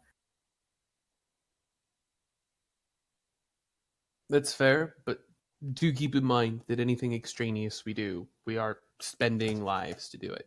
Yeah, no, and I'm not talking the thorough search, just a quick. Punch the doors open. Kick in the door. Look, go, move on. Well, once. So where do we think that this sigil we're trying to destroy is? Could it be anywhere, or do we think it's at the top? Can Because I if we just? think it's at the top, then we should just. I should just. I never. There was never a sigil. There's like a portal. That you're. Too late. That's what we're destroying now. It's the sigil. It's just like Oblivion. Portal sigil means the same thing to us. We just need to destroy something, and okay. We don't know where it is, do we? When you saw the castle from outside, it was like on the upper floors. Oh, floating well out in front of like a balcony. All right, up the stairs then. Okay. Okay. Bort will go first because Bort. Okay. See. Need to roll up. And accidentally clicked my mouse wheel and went flying across the screen. Reveal areas.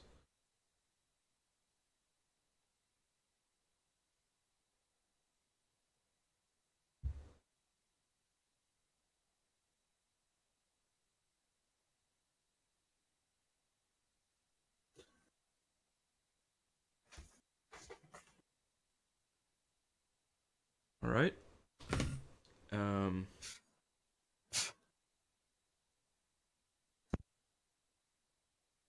You are now on the second floor up here. If everyone will move your tokens as you need to.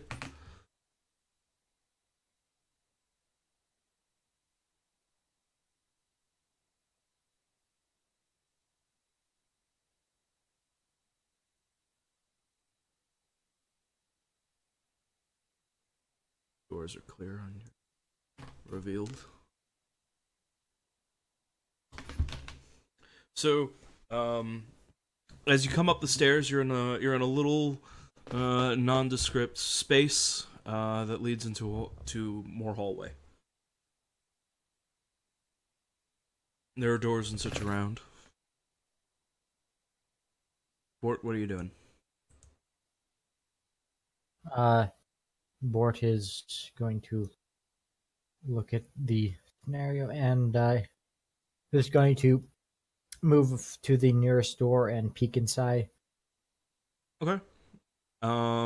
This appears to be a bedroom of some variety. Cool. He's gonna move on to the next door and peek inside. Okay. This also appears to be some manner of bedroom. These are all bedrooms, aren't they? He's gonna peek inside this one.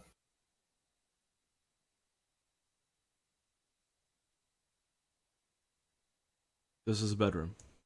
Okay, down the hall. Oh, yes. All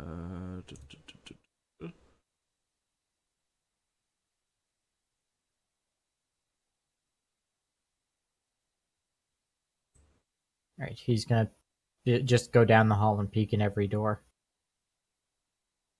Okay. Me too, Bort. All right.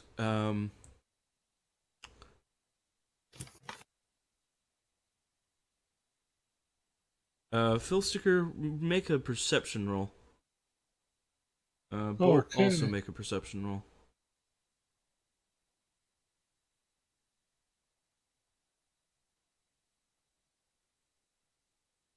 God, I'm so good at this.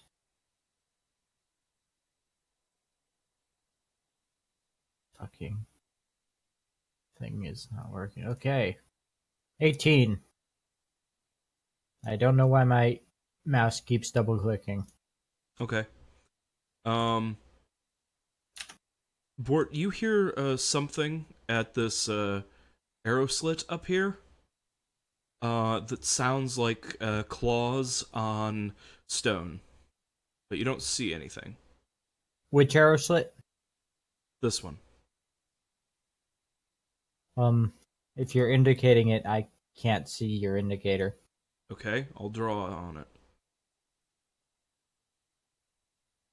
Oh, I'm sorry, you can't see it because I was manipulating something on the GM layer. And I didn't. I assumed that if I did the thingy, it would know, but... Wait, sorry, now I'm on the map and background layer. Accidentally. Object layer. There we go. Okay. That one. Okay. Cool. Right. I guess Bort will very carefully move up to it and take a peek around the side. Okay. One moment. I'm completing their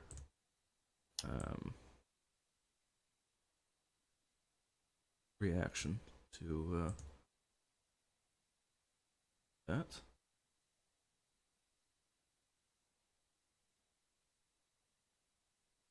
Okay. All right. So, as Bort peers through the arrow slit, he sees that this leads out to a balcony, and in fact, out in the balcony, he can see the red light from the abyss, as he can see the portal.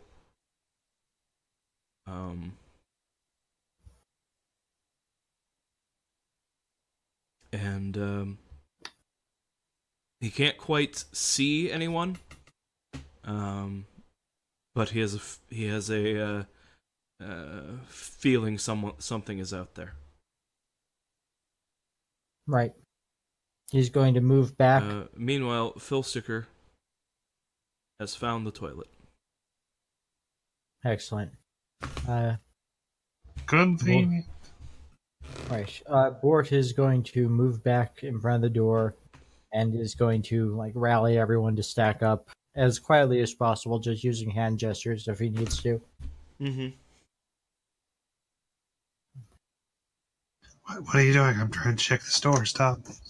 Is there a fly? This is it. What? Am I going to fight you now? The portal is outside this door. Oh. We can end it here.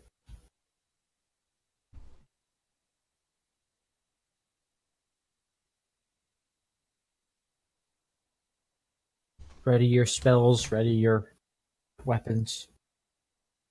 I'm going to need time with it, but there might be people in there.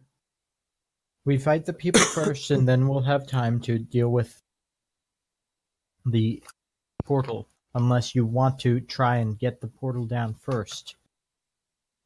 Remind me, did Lucas have any means at his disposal for deportaling this, or was he supposed to figure it out? He was given a book with rituals which should be able to do this. Having probably at least skimmed that before we came here, yes. How long does that ritual take, and what are its requirements? He expects it to take up to 10. It's going to take him It's going to take him many minutes to complete, not something he can do in combat time. And he expects that there will be resistance. So let's say you Which is drop a why fireball. Philsticker's laying down a magic circle around the portal. I'm thinking of something like that. Kildrak or someone or Ixa should perhaps stand by the other door. Well, I was going to say drop a fireball and I'll drop a hypnotic circle or hypnotic pattern. I will, After. through the arrow slit here. But I would first like someone to wait by this door. Actually, battle plan. Two of us can breach through one door. Two of us can breach through the other, and someone with range can act through the arrow slit.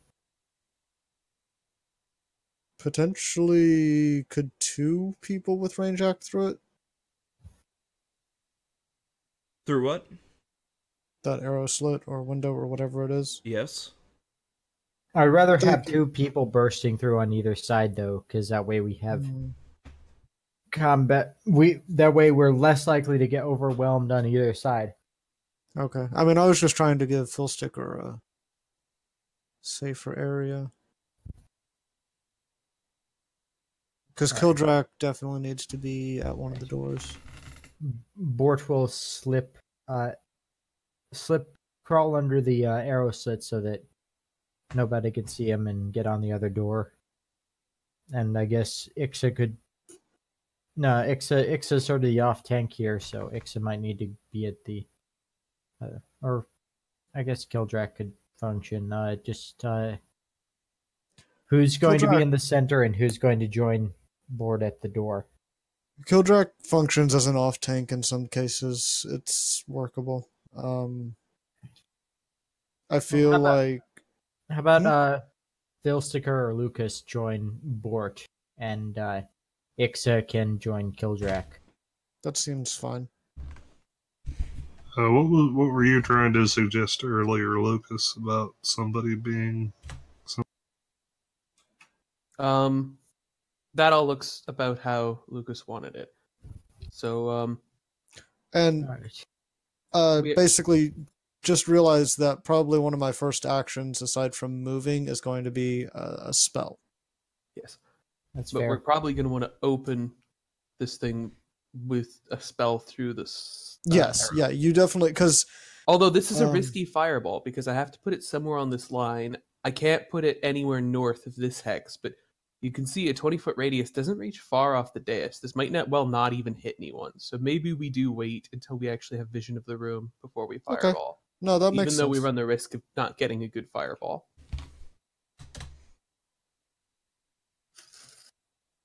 I mean, that's sensible. Right. I mean, we've run the risk of not getting a good fireball anyway. So,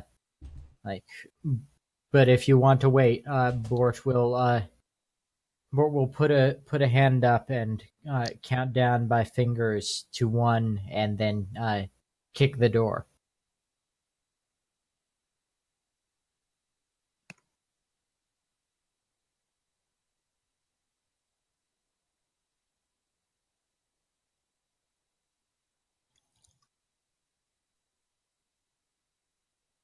So 5, 4, 3, 2, 1, kick.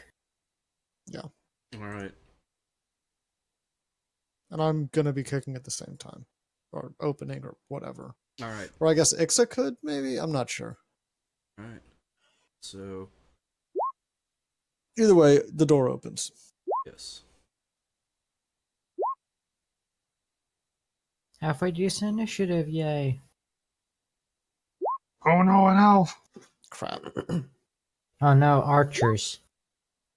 I don't like archers.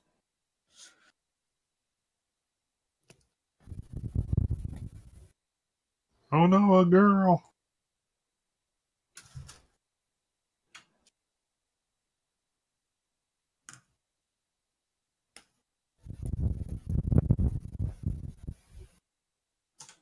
Let's make some initiative rolls.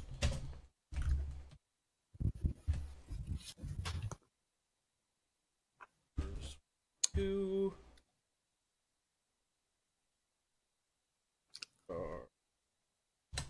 Plus 4.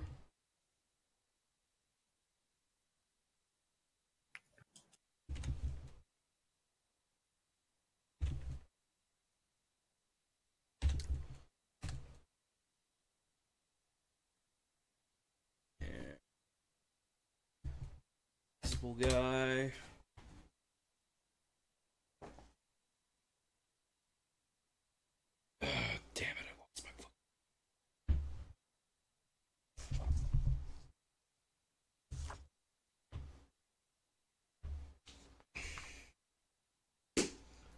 What am I doing? I know it's in the compendium. Just... No.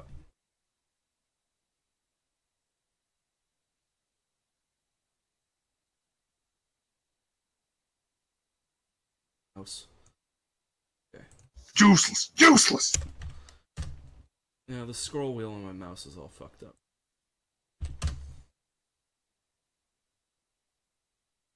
Okay. So we're gonna order everything. Okay. Do we at least get surprise? Oh no. The thing you heard crawling through the arrow slit warned them to your approach. Oh, lovely. So let's see.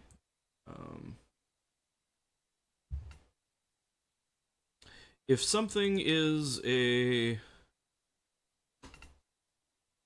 20-foot square, that It is a square whose sides are each 20 feet. Okay.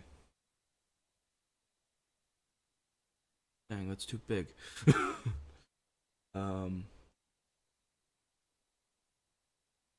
Alright. Roger steps back.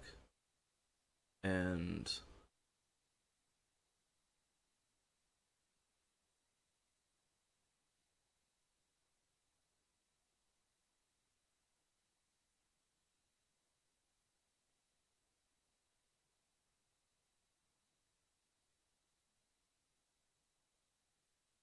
and my mouse keeps fucking up. Scrolling when I don't want it to.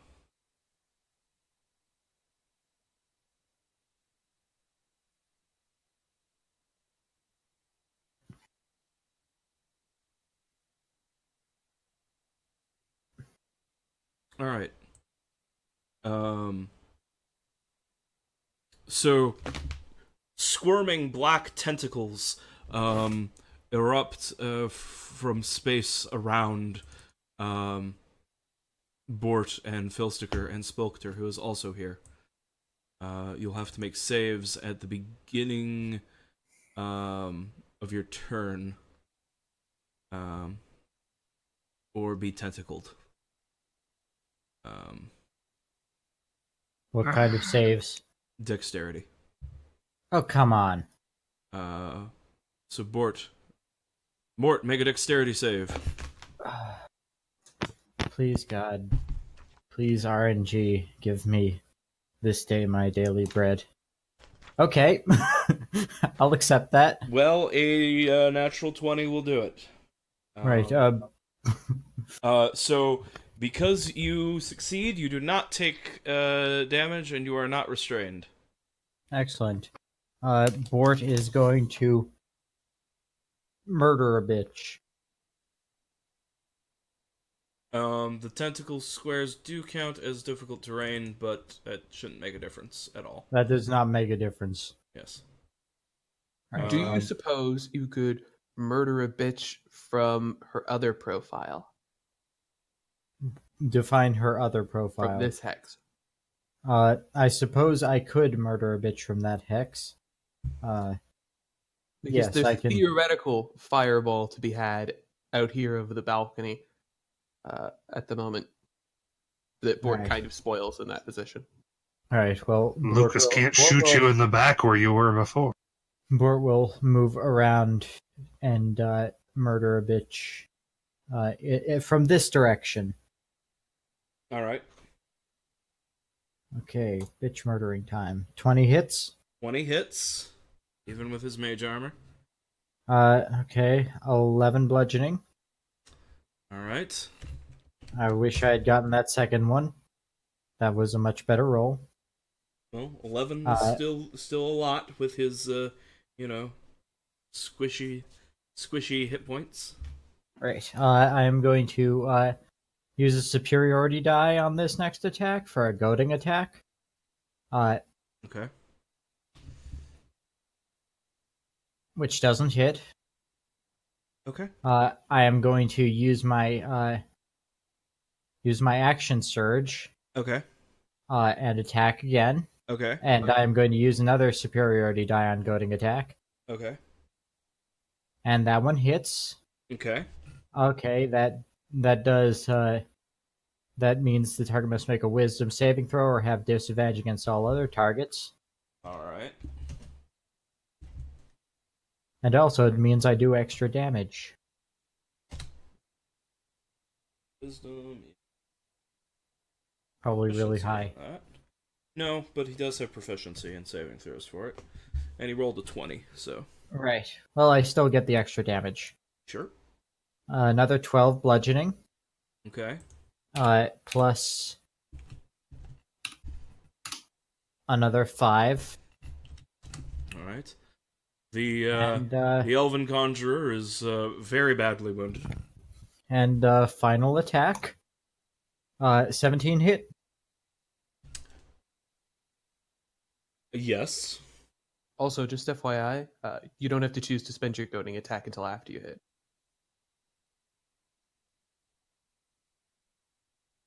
Right. I'm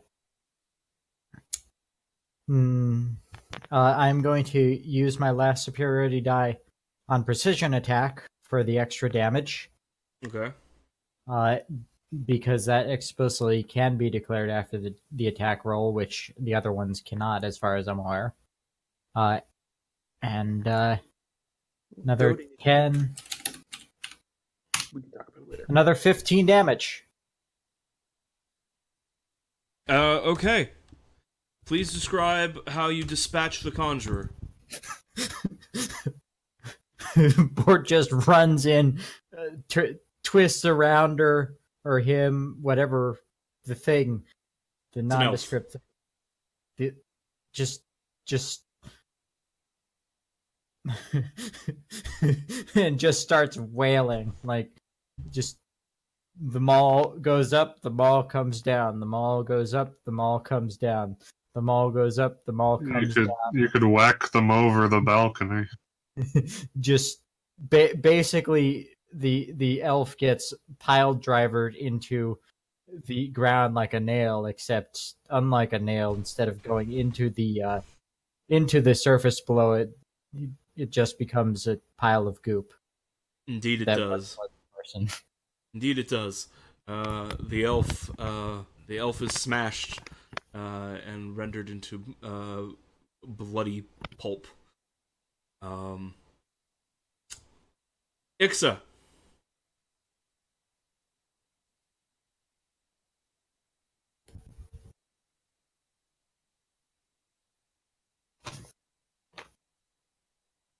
I think Ixa's sneaking. That's why we can't hear. Maybe. Telgan's lighting up, but I'm not hearing any sound from Telgan. Telgan's audio has failed. Okay, it's working now. Yes. Okay, much better. All right, so I overheard in between the drops in the voice that there was some kind of planning involved with Ixa earlier. I don't know what any of that was, but go through the door and kill all the enemies. Yeah, since the most important one's dead, like there's no reason not to just go over and whack the archer at this point, right? That Go makes over sense. and whack the archer. As far as you know. Like there's probably one of those invisible fuckers here. Bort might even say, "Hey, there might be an invisible fucker here," but because he did hear something being all clawy, and he can't see anything with claws, so obviously there's something that had claws here that he can't see. So he might be, smart and inform, "Hey guys, there's something invisible, I think." But other than that, we don't actually see any invisible things. So, Alright, so start with what we can see, I guess. So Ixa will attempt to dispatch the archer she is now standing next to. And I'm pretty sure those are both hits. Yeah. He's got good AC, but not that good.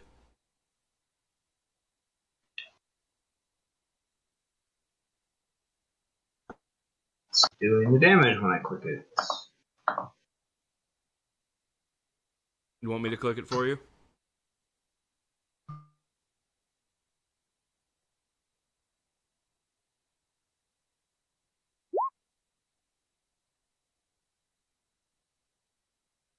Okay, I clicked it for you. Oh. And then now my king through. All right. Well, I will be kind and use your first 2 rolls. That would be appreciated. So that is 18 damage as you slice up the elven archer, and each of these elven archers are wearing like elven studded leather, but around their heads, each is wearing like a bronze crown of well, it looks like branches, but it's made of bronze.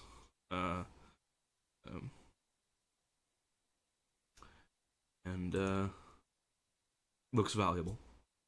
Lucas. All right, well, this is no longer anything like an excuse to throw a fireball. So,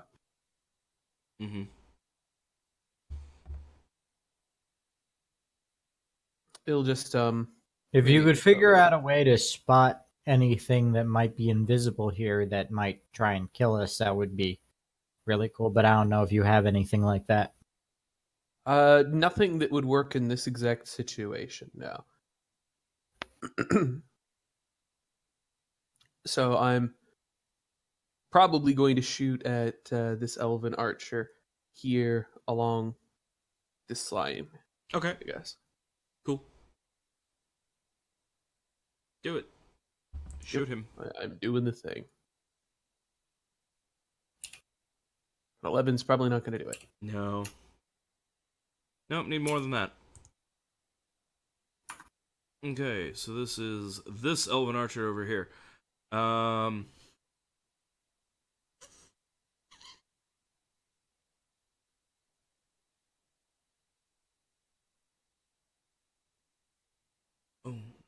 okay. So the this elven archer, he draws an arrow, and he points. He looks at Bort, and his elven eyes zero in on the gaps in Bort's armor, and as he takes careful aim and attacks with a high degree of precision, but rolls a 1. Yeah. I knew that was going to happen the second you started describing it so intimately. Well, he was using an ability called Archer's Eye, where he gets to add a D10 to his next attack or damage roll. It did not help. It did not help because he rolled a natural 1. But he does a multi-attack, so he makes his second follow-up normal attack, which doesn't have and he crits, of course. Of course. Eat it, Bort. Yes. So let's see. That is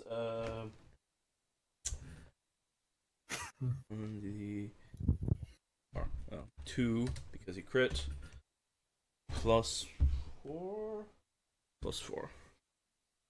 Ow. So Bort takes 20 Ow. piercing damage. Max damage on a crit, so that'll hurt even Bort.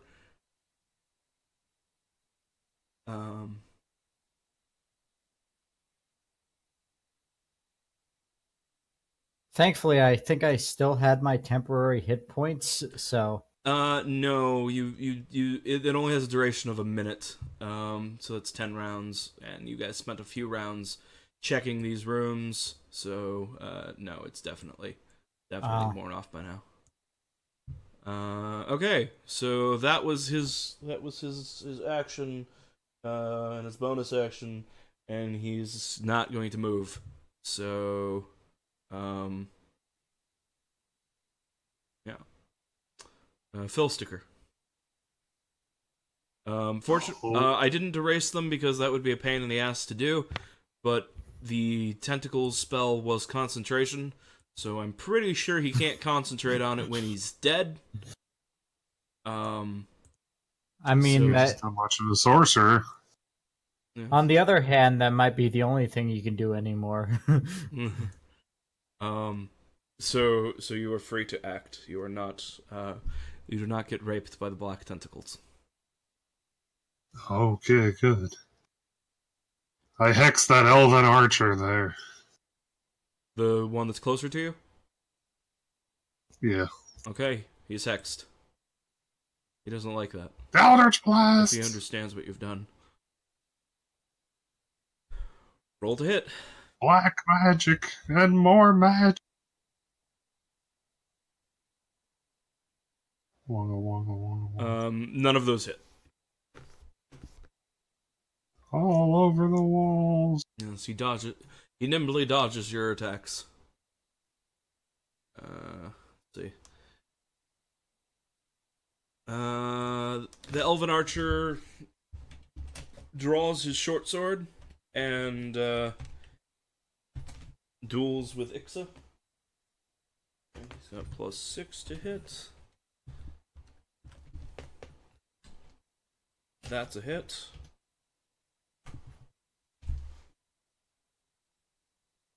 For 8 damage.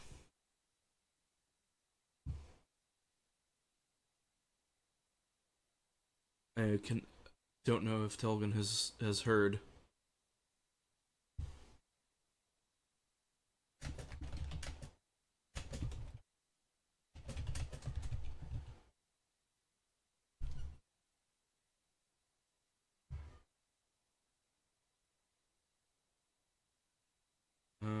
I guess I'll do it. I think we've temporarily lost Telvin.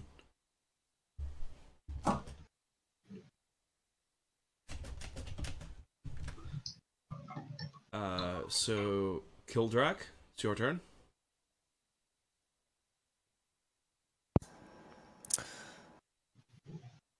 A lot of stuff's already dead. I mean, exactly one thing is dead. Yeah, but it was the important thing. Yeah.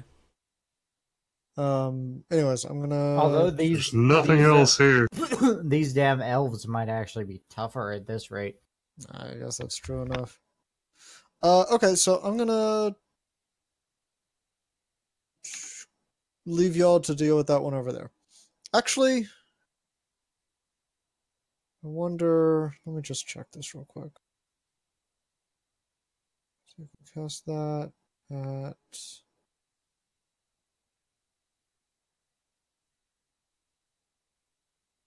Oh, that's just +1 creatures.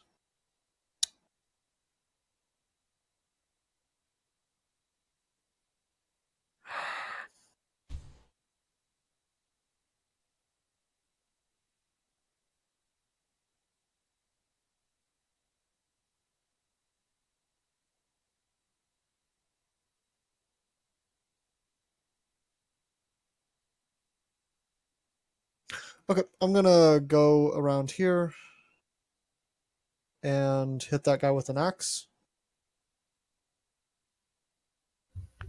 Instead of doing what I should probably do and buff Bort. And miss with a critical. Cool. That's awesome. Great. Excellent. Perfect. Yes. All right. So,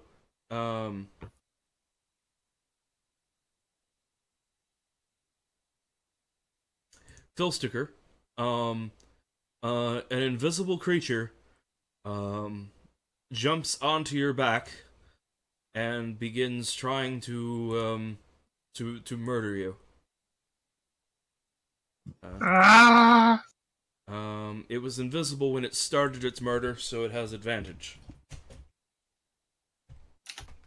I warned you about that invisible shit, bro. He did. And I believe a 17 hits her. You want me? Yes. You're gonna need a Constitution saving throw.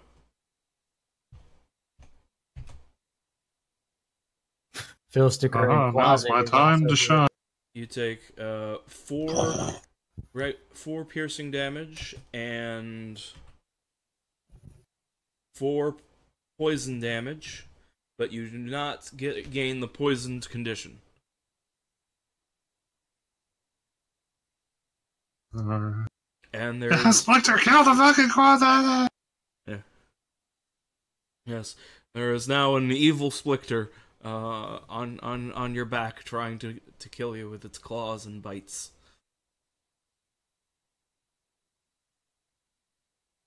It's screaming something in Abyssal.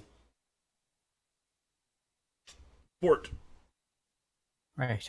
Bort is going to go ahead and just move down here and get vengeance on the Elven Archer. I'm sure Phil Sticker will be able to handle that closet by himself. Probably. This is totally not a bad idea. Okay. Right. I have spent all of my superiority dice and my extra attack, so here's hoping this goes well. Maul time. Does an 18 hit? Yes. They have a Excellent. 16 AC. 15 damage. Ouch. Cool. And second does not hit. That's It's okay. concerning. Yeah, an 11 does not hit. It's okay. As long as this bastard doesn't manage another one of them crit thingies. Mm-hmm. Okay. Why'd you have to say that? So it is Ix's turn. Telgan, are you among us?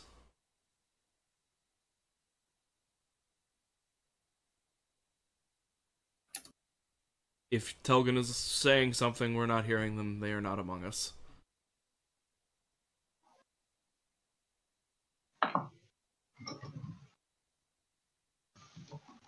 Telgan is saying in chat that he is here.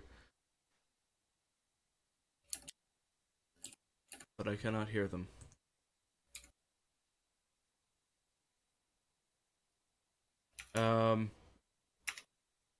Telgan, if Discord is not working for you, but if Roll20 is and you want to make an attack, you can do that. Or say, or I suppose I can click it for you if you want to say that in Discord.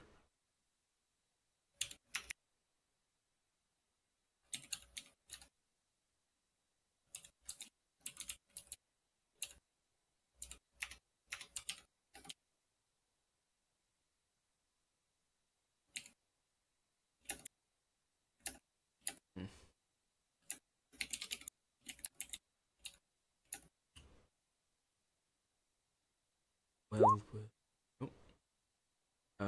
okay. Ix is casting Divine Favor, and then we'll hit him with the sword. So Divine Favor adds a D4 radiant damage to weapon attacks. So that is a hit. And 8 damage to the Elven Archer. Cool. Alright. We're to Lucas now. Alright, it's almost certainly resistant to fire, but Lucas is still gonna try to thwack magic over at the Quasit because, between Phil Sticker and Bort, the Elven Archer's probably got cover, and he'd love to pass out a potion to one of them, but they're not really for that, so there's not much else for it. Mm-hmm. Looking over his spells, they're mostly defensive, except Fireball, and this is not a Fireball situation. Mm-mm. So, yep. All right. Well, 1 is not going to cut it. It's a good thing I didn't shoot at an archer. Yes. Okay. So Elven Archer, Bort has run up and engaged them in melee. So that is sad times for them. Up until they crit again and kill me. Right. Well, yeah, but even if they do crit, they can't use they have to use their short sword, which is a smaller weapon die. And they can't use their archer's eye if you're up in their face. So, yes, this is a non-ideal situation for the archer, but he will multi-attack you in the face. The armored part of your face, you understand. You mean all of it because I'm in plate? Yeah. So his short sword, he can't quite get a stab in at any of the actually exposed parts of your body, so you are indestructible to him. Vilsticker, there's a closet on your back. What? That's terrible. Yeah, what you gonna do about it? Okay.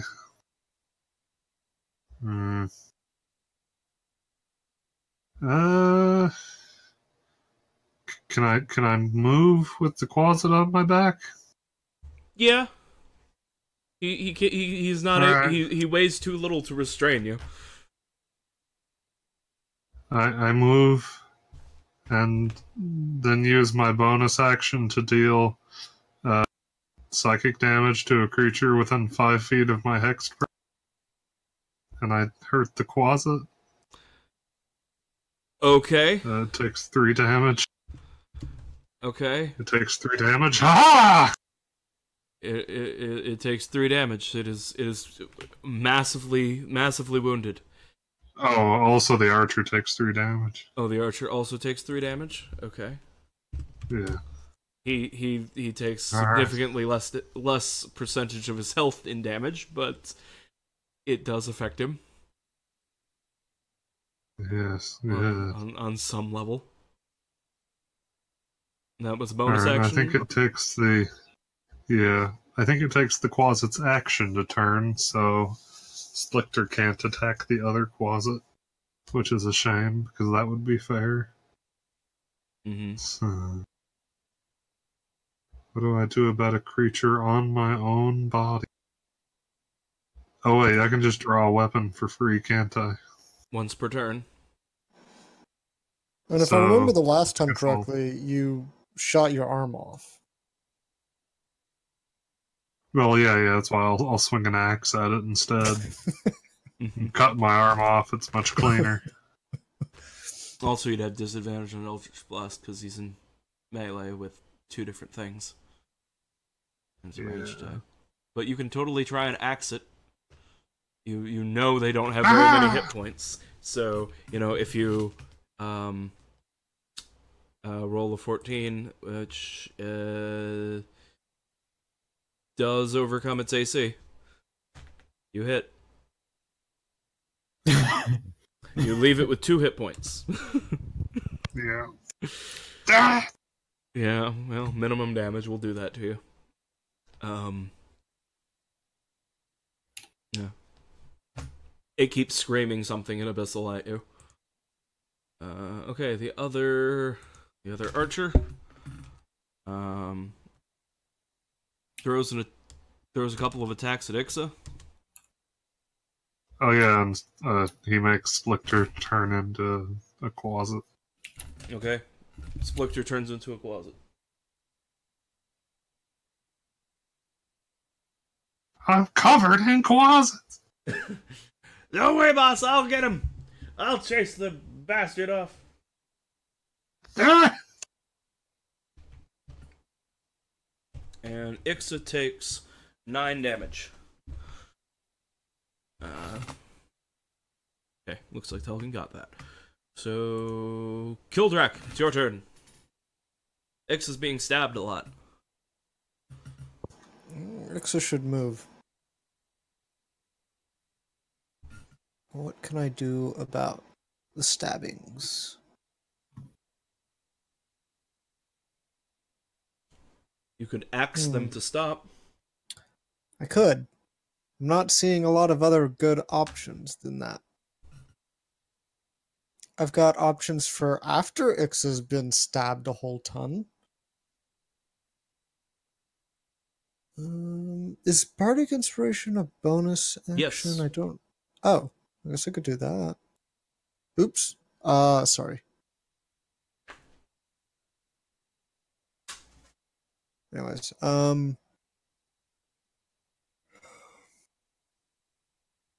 can I use a bonus action after I attack? Can't remember that. Yes. Okay.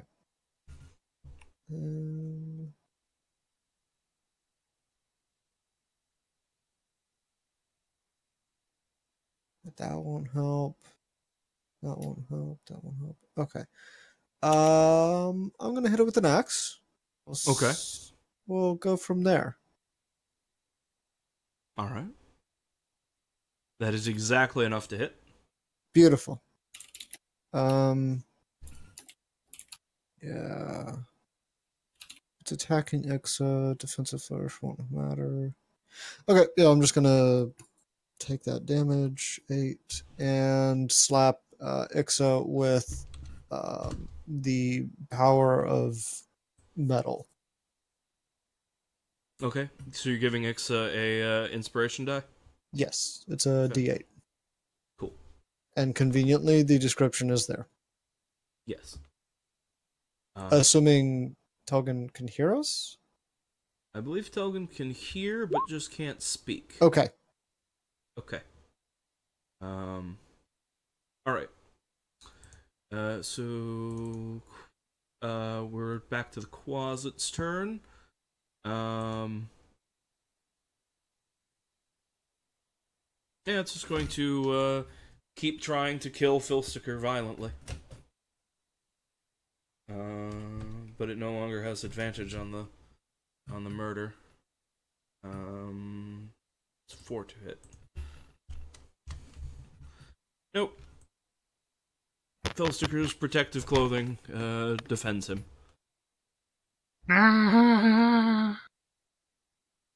Bort, it's your turn.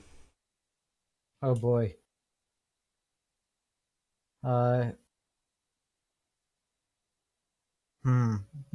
Bort's gonna keep mauling.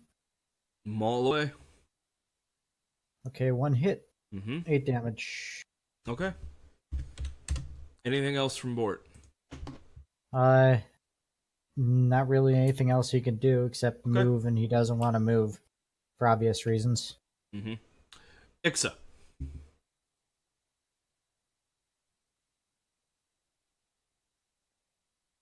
Falcon is typing. Going to keep attacking. Okay. Makes sense. That's a hit. And that's a hit.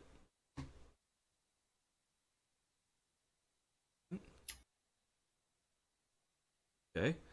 And you still have Divine Favor up, right?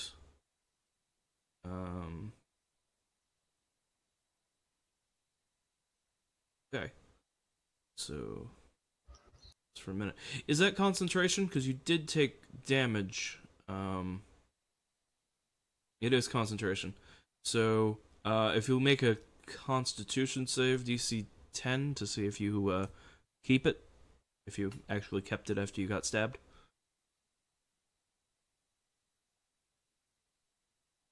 Go ahead and subtract the 15 from the weapon damage. That is a pass, so your radiant damage does go through. Okay. Ix is really tearing into the Elven Archer. But they are parrying and keeping pace. Lucas. All right. Let's see if I can't light a demon on fire. Alright. That's a hit. And even halving it with its resistance, since it only had 2 hit points left, that is enough to send it screaming back to the abyss. That has to be the most embarrassing death possible for it. Yes. It's good, it's a demon, it deserves to be embarrassed. Anything else from Lucas? Anything you want to move, or anything you can do with a bonus action? Nothing he's going to. Certainly he's got a couple of tricks up his sleeve, but nothing that would be worth throwing right now. Okay. Alright, then we are back to the other archer, which tries to stab Bort again. 2 hits. Okay. Jeez. Um. Better not roll max damage. All right. First hit and second hit.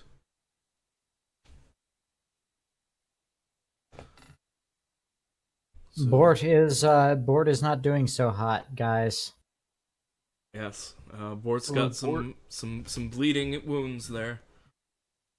I'm gonna give Bort a potion, I guess, on my next turn, and he'll have to take it on his, but he might have to like disengage. I don't know.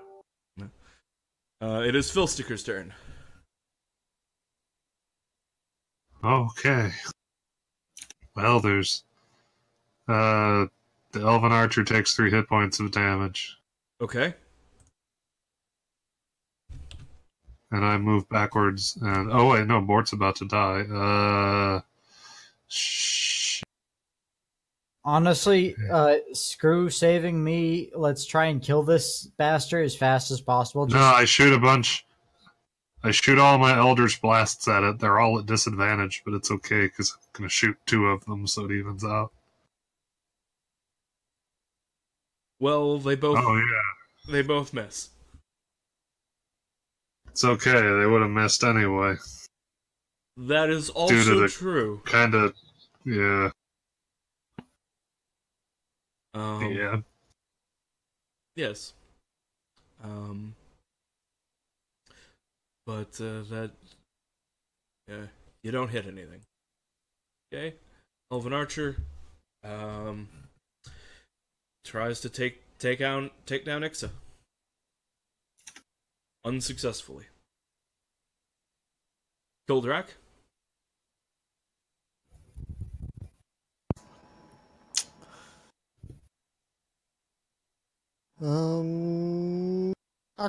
I got, well, elves are usually kind of wise little bastards, aren't they? Not necessarily.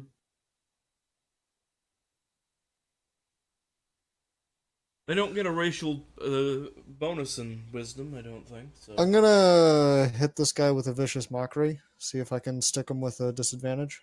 All right. Let's see. Plus 0 wisdom. Cool. Oh. Also, the mild headache or whatever. Yes. You hurt his feelings.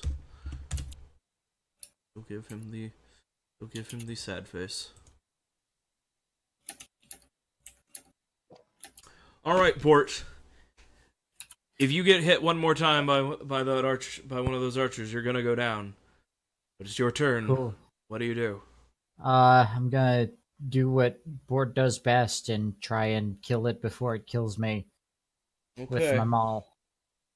All right. 20 hits. 20 hits. 13 does not hit. 13 does not hit. 8 damage. That was bad. All right. So anything else? Standing your ground? Bort's going to try and slip over here so that Lucas maybe has a better shot. Sure. Okay. Ixa, it's your turn.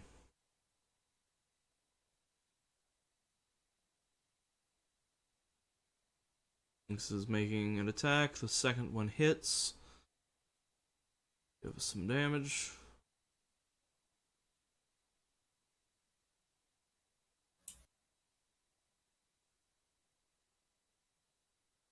Oh yeah, remember inspiration exists.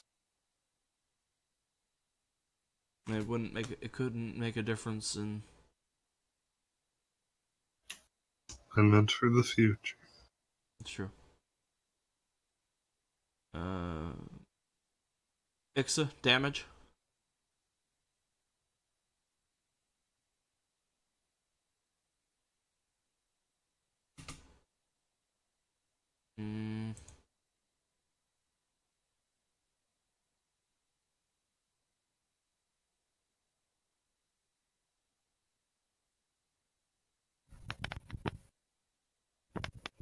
Telgan's damage did eventually go through. He wants to know if they can roll the D8 or something. They can. Or Telgan absolutely can, but no, you can't spend inspiration for another attack. You spend inspiration for advantage on an attack roll. And the bardic inspiration die you can spend for the D8. And you can spend that after a roll, but you know that even if you get an 8, 7 plus 8 is only 15, and you need a 16. So you would be mistaken to do that.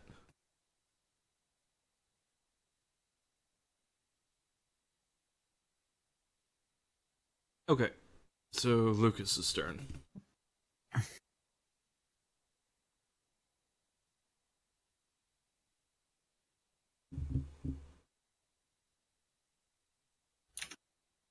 Okay, Firebolt.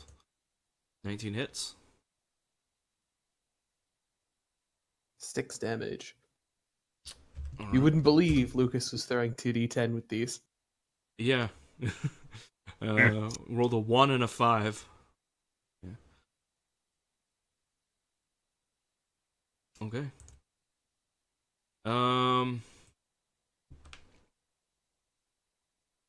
Elven Archer tries to kill Bort.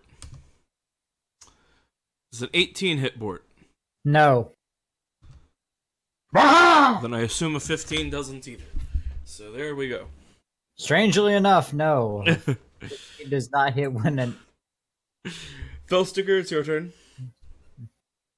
Let me guess, I take 3 damage. Spectre, try to... yeah, take 3 damage, please. Okay. Spectre, try clawing him. Maybe he'll get sick. Okay.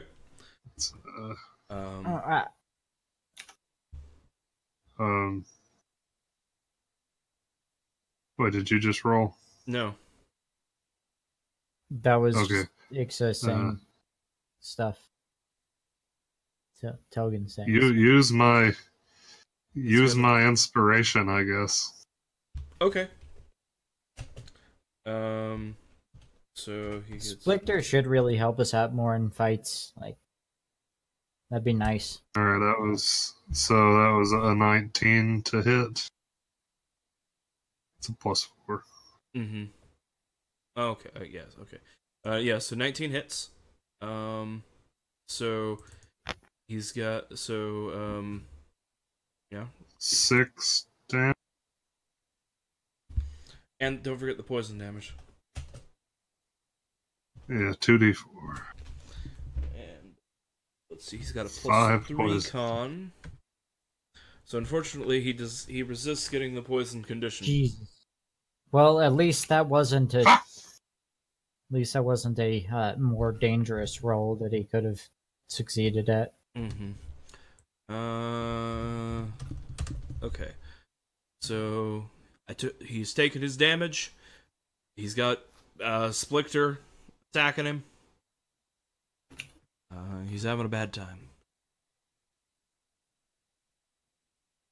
Anything else? I don't think my hex applies to shit Filsticker. I mean, to shit Splicter does, so I guess. I don't think so. Alright. Elven Archer. I guess they're gonna keep attacking Ixa. Okay. Ixa's gonna have a bad time. First Ixa takes 8 damage. And then Ixa takes 12 more. I believe... I mean, I guess it's late now, but I believe the... Oh, inspiration... you're right, he had disadvantage on that first one. So I will roll. Okay. Ignore the 8.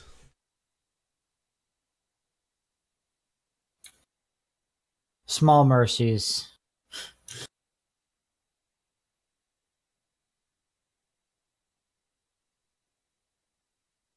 Okay. Back to Kildrak. Okay. Hmm. Jesus.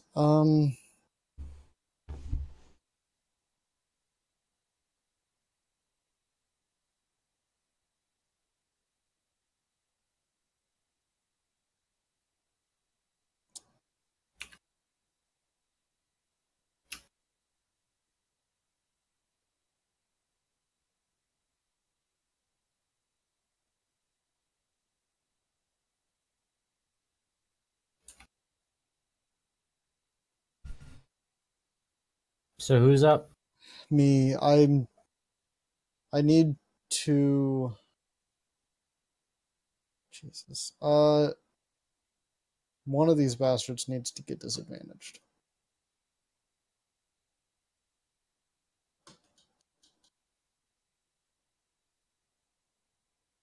Okay, Bort already has a potion, and he's got higher DC or AC.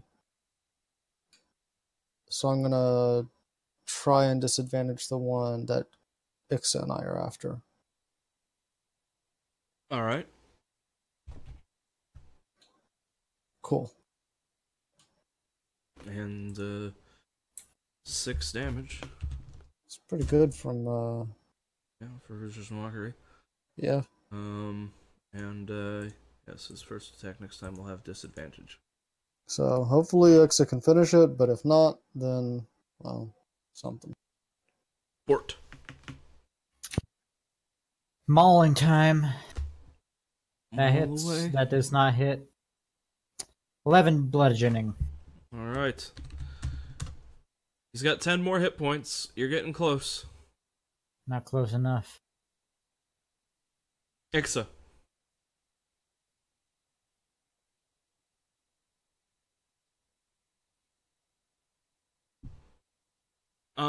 If you took damage, yes. You need a con save for Constitution or for concentration. Which yes, you did get hit. So okay, a 22 will succeed. And both of those are going to be misses, unfortunately.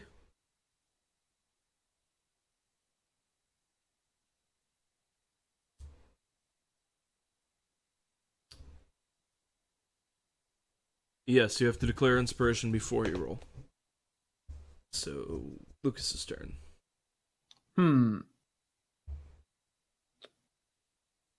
Well, Lucas is tempted to run over and finish off this elven archer, but he should probably shoot at the one he's been shooting at instead.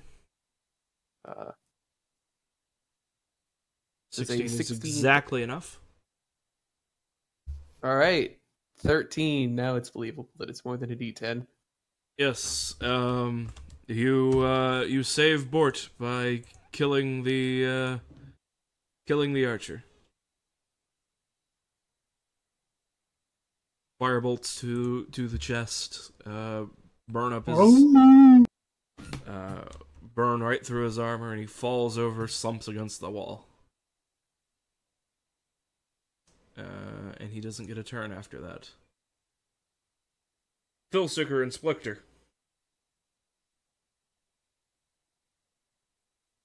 Okay. Well, I transfer the hex to that other elven archer. Okay. He is hexed. Oh, hex. And then what? And then I move over here. Okay.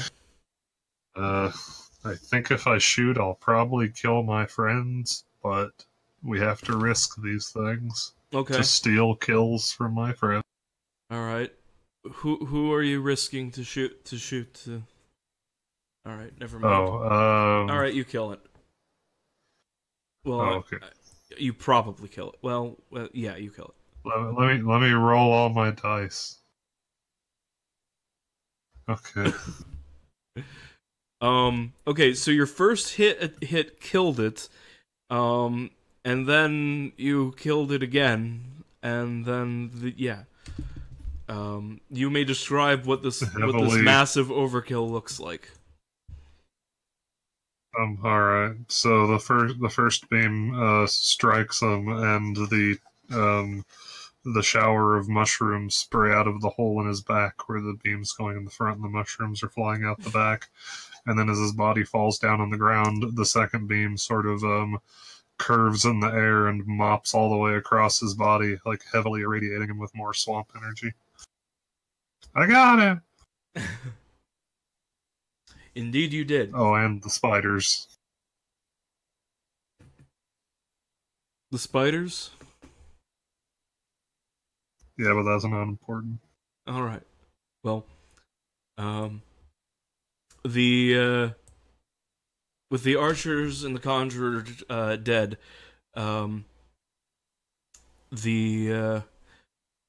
the only sounds now are the distant sounds of battle, which you can see from this this lookout, and a sort of ominous humming sound from the abyssal portal swirling in space above you. Right, so is that like directly above us or in the air off the balcony? In the air off the balcony. And I'll immediately start setting up a magic circle around where Lucas and I are standing. Alright. So Lucas pulls out the book that Amelia gave you and starts reading over the ritual one last time before starting it, and then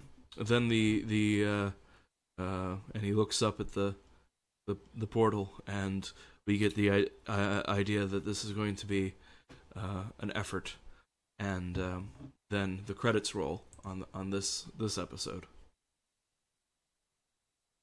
All right. Thank you for running. That was a fun dungeon crawl. It was. Those elves nearly killed us. That was cool. Yeah.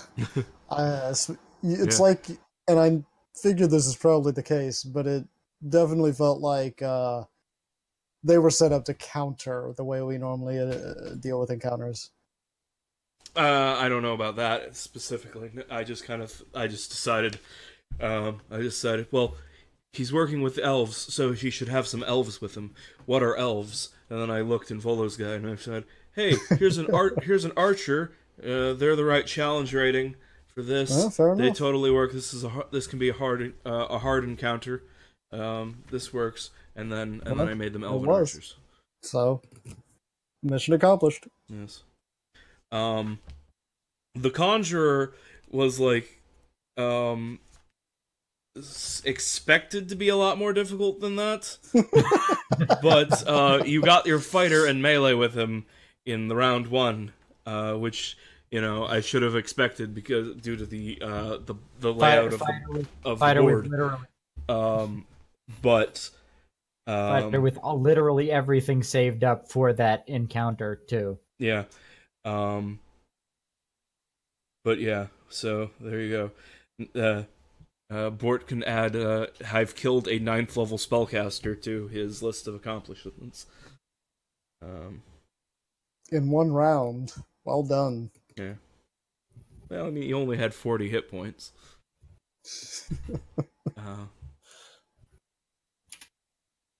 But yes. That was pretty solid.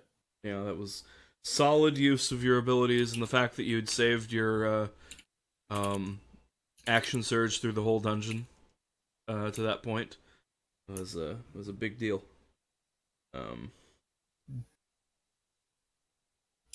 Well, anyways, I'm gonna head off. I got stuff to do tomorrow, so Yep. thank you. Good night, everybody.